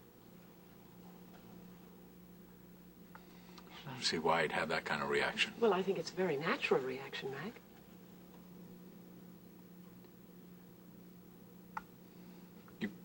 couldn't convince him to go along with us? I mean, he doesn't understand that that's the only solution? No, I couldn't convince him of that. He doesn't see it as the only solution. We're raising the child. He doesn't see it that way. But we're raising the child. Why shouldn't we adopt the child? I mean, after all, it's your kid, too. It's logical and reasonable. Mac, we're talking about a baby, not a business contract. I'm very well aware of that. Well, then you ought to be aware that logic and reason don't necessarily enter into this kind of issue. Yes, Rachel. I'm also very well aware of that. What I don't understand is why he refuses to go along with us on it. Well, I wish you'd been here. Yes. Maybe I could have argued my case more eloquently, huh? No, to see it his way, I can. Well, then I wish I had been here. Darling, Mitch has no memory of anything. He has nothing he can cling to, nothing or no one he can call his. Rachel, I understand all that perfectly well. Do you really? Yes, I do. I don't think anybody can accuse me of not being enormously understanding about this situation with Mitch. Yes, but now he has Matthew, and Matthew, he's finally found something that's part of him. I am not the one who's insensitive, Rachel. I comprehend the situation very well. I assure you, my heart really goes out to this poor man. But can't he see the situation he's putting Matthew in, all of us in? I don't understand what you're talking about. What kind of situation? What kind of position? What kind of position? You and Mitch were not married, and you're his parents. Isn't that rather awkward, or gonna be rather awkward for Matthew? Mitch isn't trying to make anything awkward for us, Mac. He genuinely loves the baby. He's genuinely appreciative of what we're doing. And I'm convinced that he wants what's best for this baby. Well, I'm not convinced of that. Otherwise, why wouldn't he do what's right and fair? From whose point of view? From Matthew's point of view, so he can have a mother and father that are legally married, for crying out loud, for the rest of his life. I can't see what his objection is to the kid having legal parents. I can't understand what he's thinking. Well, I can. What? He's Matthew's father. Do we have a right to take that away from him?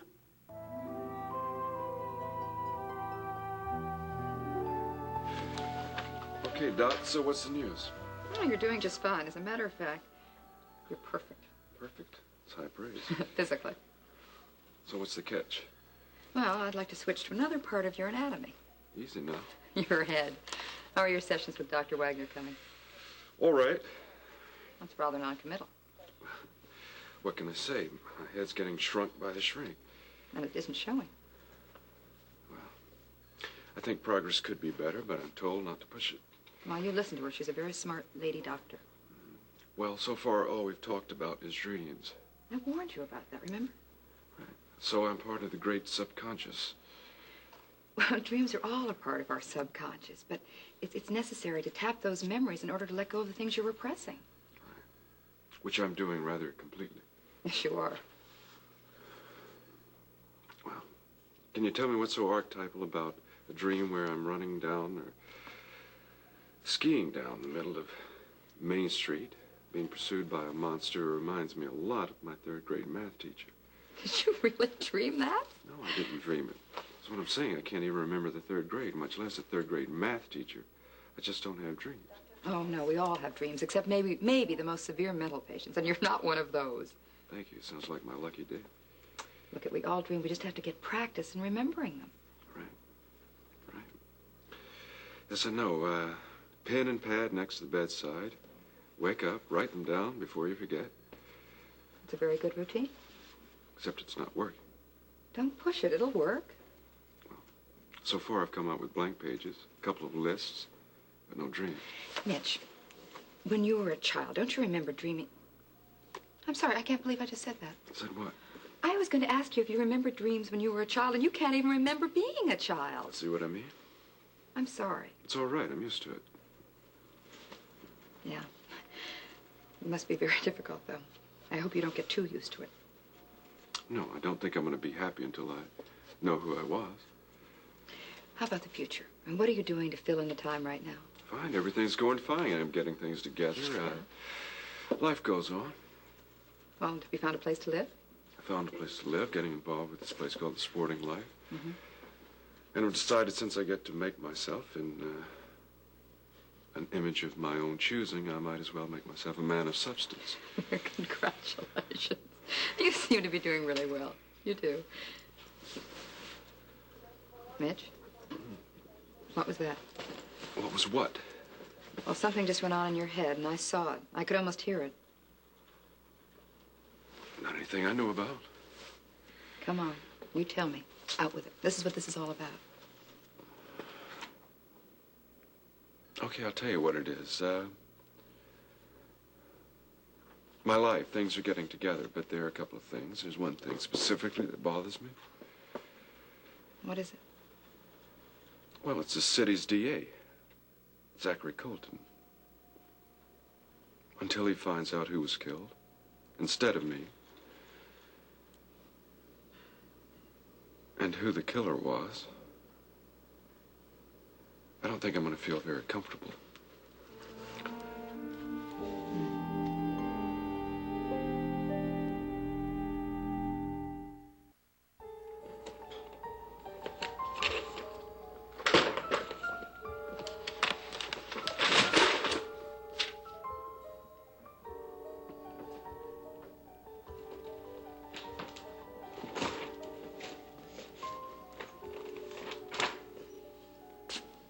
Jamie. Hi. You're probably wondering what I'm doing. Going through your desk like a crazy man. That doesn't concern me at all. What does concern me is why you're doing it so frantically. What Well, on earth are you looking for? I'm looking for that Cunningham manuscript. Oh, yes. I wanted to make an addition to it, and I thought I put it in this pile here, but now I can't find it. Let me give you a hand. Could Since be you don't there. seem to have a spare one. I dropped some on the floor there. Sorry. Oh, all right. I'll get those. Not to worry about it. It must be very awkward for you having that arm in a sling. Well, you might say it's cramping my style just a little bit. Wait, I think, yes, here it is. There you are, right there. What is the rush on this material, anyway? Well, you see, in addition to the edition, I have to edit some before it goes to press. I wanted to do it earlier, but then something came up.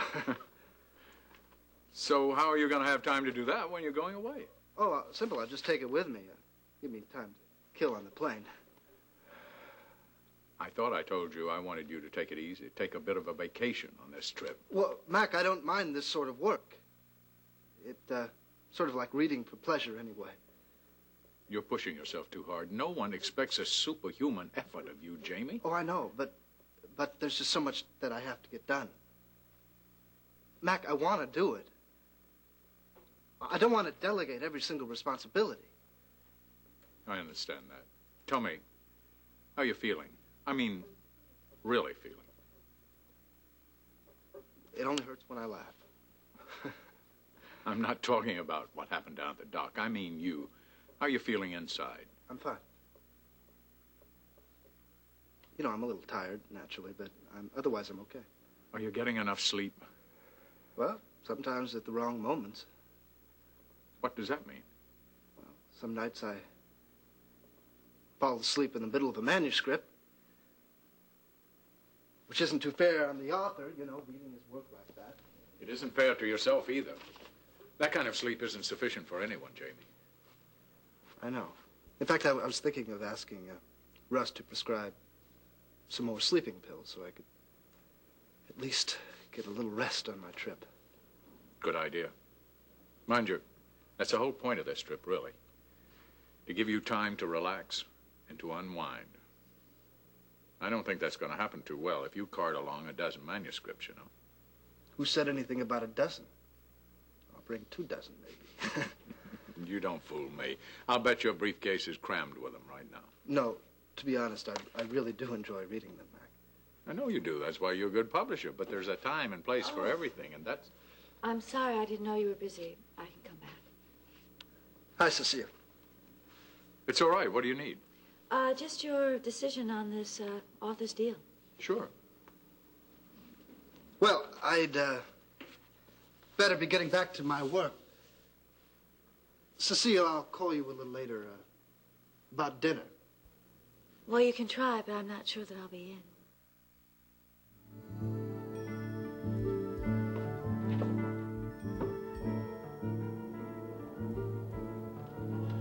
It looks like things are finally coming together for us.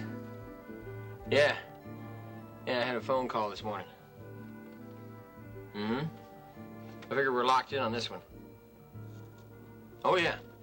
Yeah, it's definite, all right. The way I see it, stage is set, and all we got to do now is wait for the audience to take their seats. Then we can start the show. What? Yeah, okay, okay. I'll keep in touch. See you.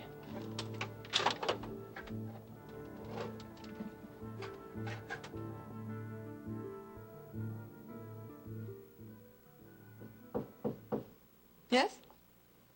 Dr. Delaney. My name is Zachary Colton. I'm a district attorney here in Bay City. Oh, I know who you are. Come on in. Can I help you? Thank you. Yeah, I certainly hope so. In fact, you might even say I'm counting on it. My word, that sounds serious, or at least important. Maybe both. I'd like for you to clear up a couple points for me, if you could. Do I need my lawyer here to protect me? No, I don't think you need to worry about that. This doesn't affect you directly. Oh, why don't you sit down and tell me who it does affect directly? Thank you.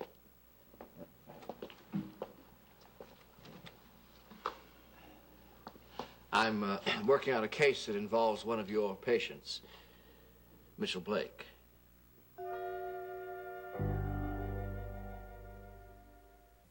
I don't see why you're so hot under the collar. Then you must be blind. But I'm not. I had the driver take the scenic route on the way over here, down by the waterfront. And it doesn't require 20/20 vision to see that the Corey Holloway project is once again operational. I took the steps you suggested, Jess. It's just that the plans went a little haywire. What happened? Everything was on schedule, and then some fool looked up at the wrong moment, and he pushed the frame kit out of the way. That's just terrific. So Frame's okay? Yeah, I'm afraid so. Just a sprained arm and a few bruises. Let's hear the rest of it. Come on, Jordan. What's happening? Nothing. No repercussions? Well, the cops are investigating, but they won't find anything. I would hope not.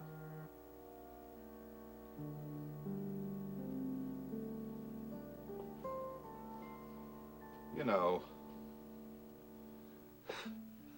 maybe we're using tunnel vision. Approaching this thing from the wrong direction. I don't understand. Yeah, I know. Listen, we want to close that dock project of theirs. But maybe that isn't where we should be focusing our attention. If our activities at the dock don't have the desired effect of scaring off Mac Corey, perhaps we need to hit a bit closer to home. You mean Corey Posey? It's worth considering. Don't you agree? Would you close the door? Of course, ma'am. Thank you. Please sit down. You said you wanted to speak to me about something. Is anything wrong? No. I just want to give you these pages of my memoir so you can start editing. Oh, well, great. What's the matter? Is that volume 1, 2, or 3? It looks like you've been putting a lot of work in there. Well, I think that the only way to do it is to do it. So that's what I did. I did it. This far anyway, and I think I made a very good beginning here.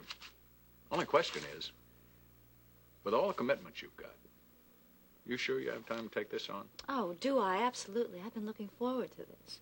Okay. I'm going to take your word for it. Thank you very much, but don't say that I didn't give you a gracious chance, and a very graceful one, too, to opt out of it. Oh, I wouldn't dream of it. This is really going to be a pleasure. Hold on. I forgot something. I'm sorry. There we go. Well, don't you want me to edit the whole thing? No, I think this is one chapter that I better take care of myself. Oh, well, you know, if you decide that you want me to take a look at it, you know, for continuity of style and the whole thing, I'd be only too happy to. Thank you very much. But no, I don't think I want anyone to see this one just yet. Okay. Whatever you wish. Oh, that's not all I want to talk to you about. Oh, of course. Look, this isn't actually a business. In fact, it's none of my business. But I couldn't help noticing earlier the coolness between you and Jamie. Yeah, well, there has been a little bit of tension. That's why I've suggested that he get away from here for a while. Away from the complex? Yes, I've suggested that he combine a business trip with a kind of vacation trip, just to get him away from here, away from all these pressures, you know? Mm-hmm. Yeah, I'm sure that's probably a wise idea. Well, certainly the way things are going around here, the more tense he gets, the more he just keeps pulling away from me and shutting me out of his life. Mac, I don't like it. It hurts. I'm sure it does. I don't like it either, Cecile. Yeah, well, don't worry about me. The awful part is that what I'm really worried about is that he just doesn't seem to ever want to let me help him. You really do care for him a lot? I'm only just beginning to realize how much. I don't know if I should say this. No, please do. I want to hear what you have to say. You don't mind a little advice? No, I'd value it.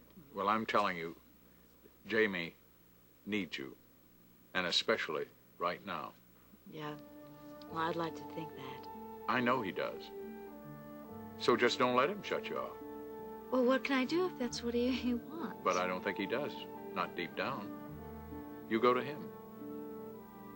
Do you think that he'd let me? If you really care for him. I do. Well, then, don't give him a choice. Mitch Blake.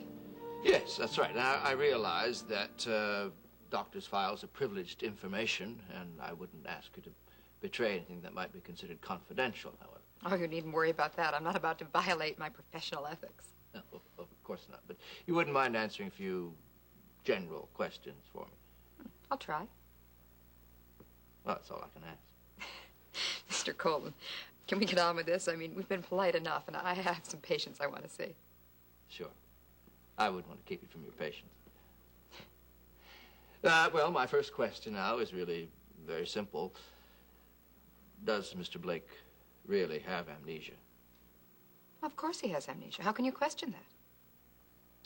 Well, I do. Well, I mean, it doesn't take a doctor or a genius after talking with him for 5 minutes to realize that man has no recollection at all of his past life. None at all? None. Well, that's very convenient for Mr. Blake. What does that mean? That's just an observation of mine. Well, do you want to share it with me? Yeah, sure. Be glad to. Go something like this, you see. If I were one of two men in a room where shooting occurs, and I'm not the man who dies of a bullet wound, well, I think I'd be pretty glad to get a case of amnesia myself. You amaze me. Thank you. Really, if Mr. Blake shot this other person, and you notice I said if, it's obviously going to be done in self-defense. So why wouldn't he want to recollect every detail, remember everything, so he can clear himself once and for all? That's very true. Good. Except for one small point. What's that? Your first assumption, that it was done in self-defense.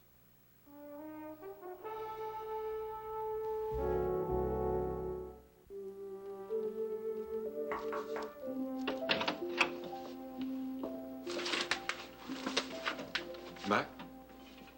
Mitch. Forgive me, you caught me a little off guard. I'm rather surprised to see you here. Please, come in. I wanted to talk to you. Certainly. And I thought this would be as good a place as any. Of course. Please sit down. May I pour you some coffee? No, thank you. Well, what's on your mind? Matthew, I understand that you want to adopt him. I know that I'm not his blood father, of course. But Rachel is his mother, and we had been married several months when Matthew was born. Now we're going to raise the child. Just seems to me, in his best interest, if I were considered as his father, in a legal way, I mean. Make him sound like a document. He's a human being with as many rights as you and I have. Well, I'm just trying to keep Matthew's best interest in mind. Well, are you suggesting that I don't have his best interest in mind? Yes, I'm not sure that you have his interest. He's my own flesh and blood. You'd be asking me to sign away the most treasured relationship a man could have with his son. And perhaps it's true. I can't provide the perfect or the best environment for him. But that doesn't mean that I love him any less. I've held him. I know the feelings of a father for his son.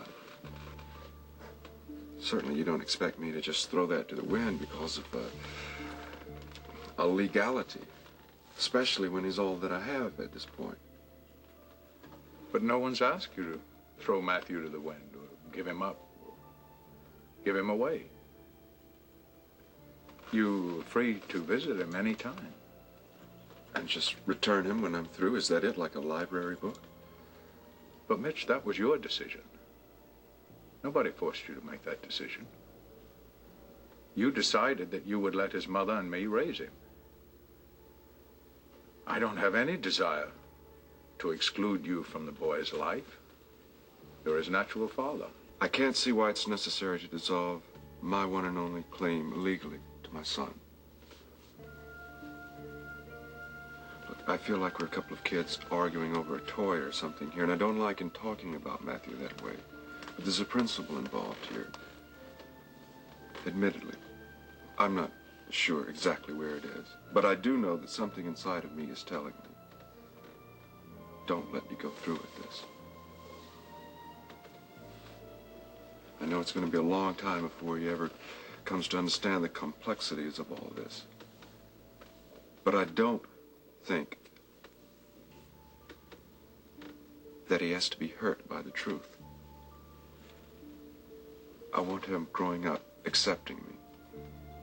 I don't want him pretending that I don't exist, that I'm an embarrassment for him. I don't know why he should think that. Because you're asking me just to sign him away. And I can't do that. I won't do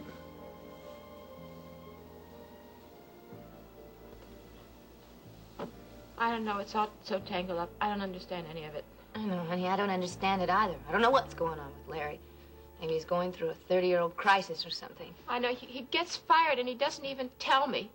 I had to find it out secondhand. What does he think I am? His housekeeper? I'm his wife. Clarice, I know. Please, just calm down, will you? So we can just talk this out, okay? I've been thinking about it all day, and you're the first person I've seen. That's why I'm just... I know. You gotta get it off your chest. Listen, I feel pretty sensitive about it, too. I feel like it's my fault that Larry got involved with Jordan in the first place. No, don't say that. Larry walked into this thing with his eyes open, and that's what's so scary. He changed his mind about Jordan overnight. One minute he was evil, and the next minute he's Mr. Nice Guy. I'm afraid there's a little bit more to it than that. Well, what? You know, it's about the phone call that Larry got from Jordan this morning. Yeah? Jordan wanted Larry to come into his office, and Larry did, and Jordan offered him a job in the arena. Oh, that's ridiculous. You know as well... Larry accepted him.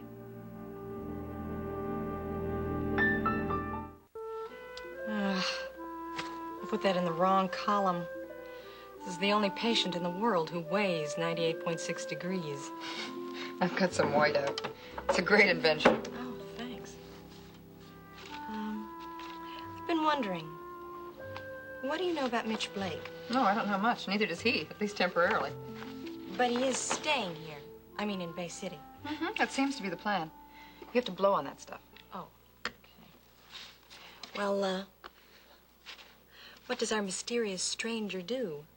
Well, I wasn't around myself, but from what I'm told, he was quite active. Professionally, he used to be part owner of the supper club. Oh, very nice. Also very convenient. For what? Dinner dates. I understand our Mr. Blake was not exactly monkish. Probably not. It also sounds like his connection with the supper club was in the past tense. Well, yes, he said he sold out his interest, and he's bought a new interest in the sporting life. Oh, well, that should be a wonderful incentive for the women of Bay City to get into shape. Don't leave the top off. It dries out. Now, why this sudden interest? Oh, your star patient? He's not my star patient. He's just a patient. Well, surely, Dr. Delaney, you have noticed that Mr. Blake isn't suffering from terminal unattractiveness. I'm surprised at you. This is not a very professional discussion at all. I never said it was. There. Well, that's in order now. You know, I really can't help but wonder, though. Wonder what? Now, is this a professional wonder or... Not professional. I saw it coming. That obvious, huh? Yeah. I don't know. I just wonder what really happened between Rachel and Mitch Blake. Well, Rachel said she and Mitch had a relationship for a reason. I'm sure. And then only once, and it was in order to protect Mac. Do you really believe that? I have no reason not to. Well, I've known Rachel for a long, long time. And when I was married to Steve Frame, well, she wasn't quite as disinterested or as faithful and pure as she'd have you believe.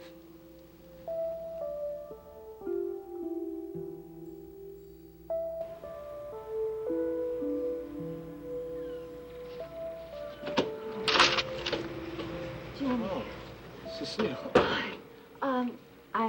I hope you don't mind that I came over like this. How'd you know that I was down here? You ought to know me by now. If I need to find out something, I do. You gotta do me a favor. Don't tell Mac that you saw me down here, that I came down here. Oh, Jamie, come on now. He's worried about you. He thinks you're working yourself too much. What do you think? I think that I should learn to be a little bit more understanding. Hey, you know, I tried to explain to you about the other night, but you wouldn't listen. I know. It's just that I wanted you to come home with me. Home to our little place. I know you did. And, well, maybe I should have. It's just that, you know, I was really out of it, honey. I got this arm. My mother was very upset. I know. It doesn't matter. No, I think it does. I mean, you have to know that you are the most important thing in my life right now. Do you really mean that? Well, I wouldn't say it if I didn't. It's just that, well, so much has been going on. And I just haven't had time to be for you what you seem to need. Look, I don't want you to be anything but just the way you are. That's how I love you. Yeah, right. Tired, short-tempered, little dark circles around the eyes. I've never noticed anything wrong with your eyes. I'm sorry. No. You don't have anything to be sorry for. I'm the one who overreacted, as usual. I'm the one who should be apologizing. Look, I want to promise you something. I don't want you to make any promises. But I want to, Jamie. I promise you that from now on, I'm never going to put you in a situation where you're ever going to have to choose between your family, your mother, and me again. You know what? What? Oh, I don't know. I'm just beginning to realize something. What? How much I love you. How much I really love you. And you know, when Mac and I were out looking for Mom, Mac and I had a lot of time to talk on that train. About me? Well, among other things. And he said that I was a fool. If I was going to let you go. No sooner do I get back, I'm doing just that. No, you weren't. It was just this dumb old accident and... Hey, you know what? I want to make a promise to you. I'll never do that to you again. I'll never put you in a situation to lose me to another situation. You're always going to come first to me. From now on. Oh, Jamie.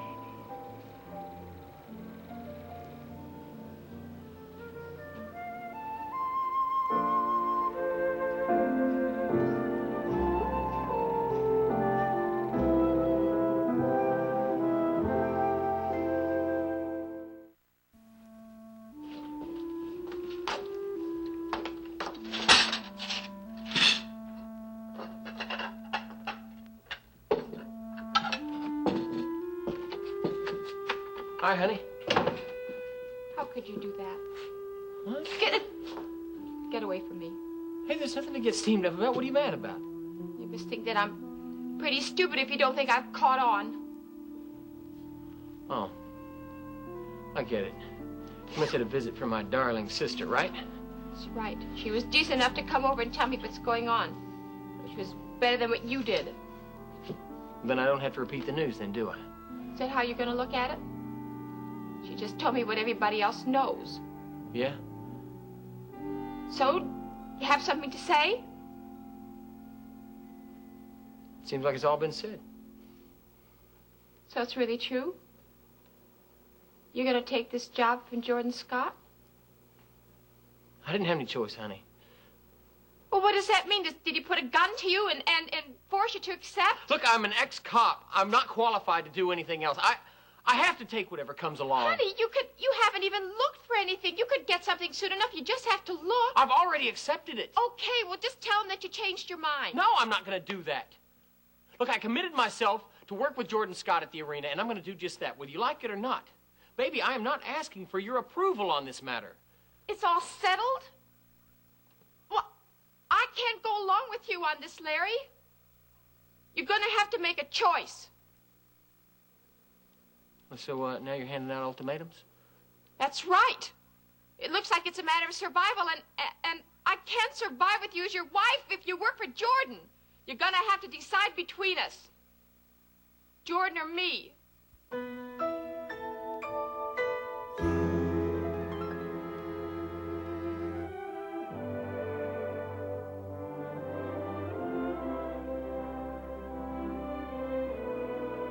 Join us each weekday at this time for the continuing story of Another World.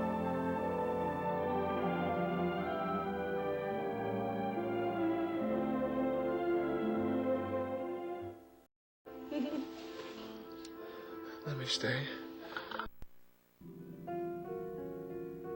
Today on Another World. Let Jamie worry about himself. He's a grown man.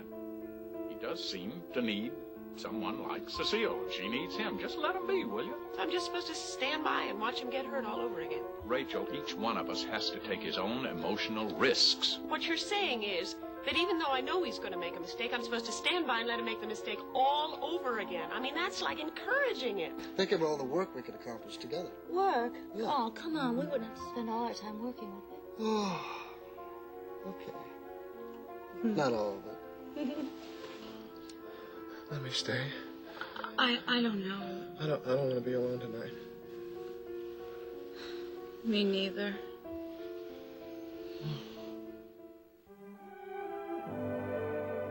And now, the continuing story of Another World.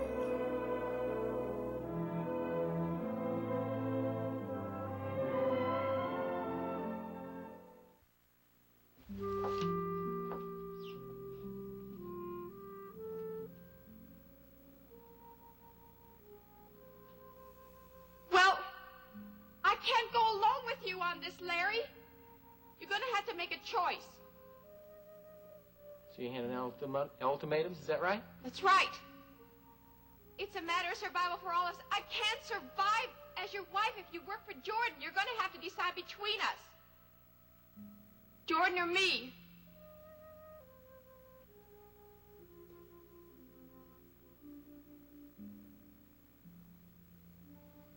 That's it. It's just that simple, huh?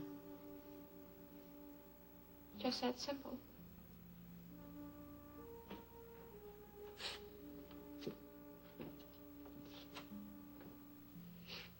What are you doing? I'm making my choice.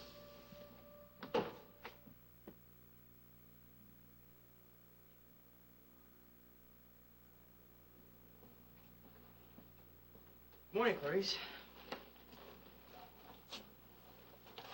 I said good morning, Clarice. Are you all right? I'm not doing too good this morning. I can see that. Where's Larry? He's not here. Where is he? I don't know. He walked out last night, and He didn't come back. Oh.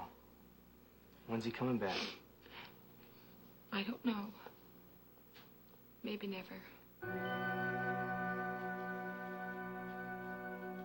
Russ, I assume you know that I'm picking up all the medical bills for Sandy Alexander. Yes, yeah, Brian Bancroft got in touch with us about that. Good. Have a seat. Thank you. That, it's extremely generous of you. Oh, no. After all, the boy was working on the dock project, so in effect, I'm responsible for his being on the scene at all. No, I just want to make sure that you fellows here at Bay City General are going to take the best care you can of him. Oh, you don't have to worry about that. No, I'm sure I don't have to worry about that. You do think he's going to be all right, don't you? Yes, Mac, yeah, he'll be fine. And very soon, I hope? Well, no, not soon. No, his injury is more complicated than that. Going to take time, then? It's going to be a long, hard road back for Sandy. Oh, how's your arm? Is it feeling any better? You know, I think it is. I could at least move it this morning. Just help. I can move it up and down like that. That's good. I know. Jamie, do you really have to go out of town tonight? Yeah, I do. I have to go to Philadelphia to meet with Taylor Halloway, you know, about the dock project. And then I'm going to Boston for a booksellers convention, and then on to New York. Meet with some publishers. How come you didn't tell me about this before? Well, I thought you knew. Oh. I have an idea. What? Why don't you come along with me? How can I do that? I've got too much work to do here. Besides, I don't think that Mac would really like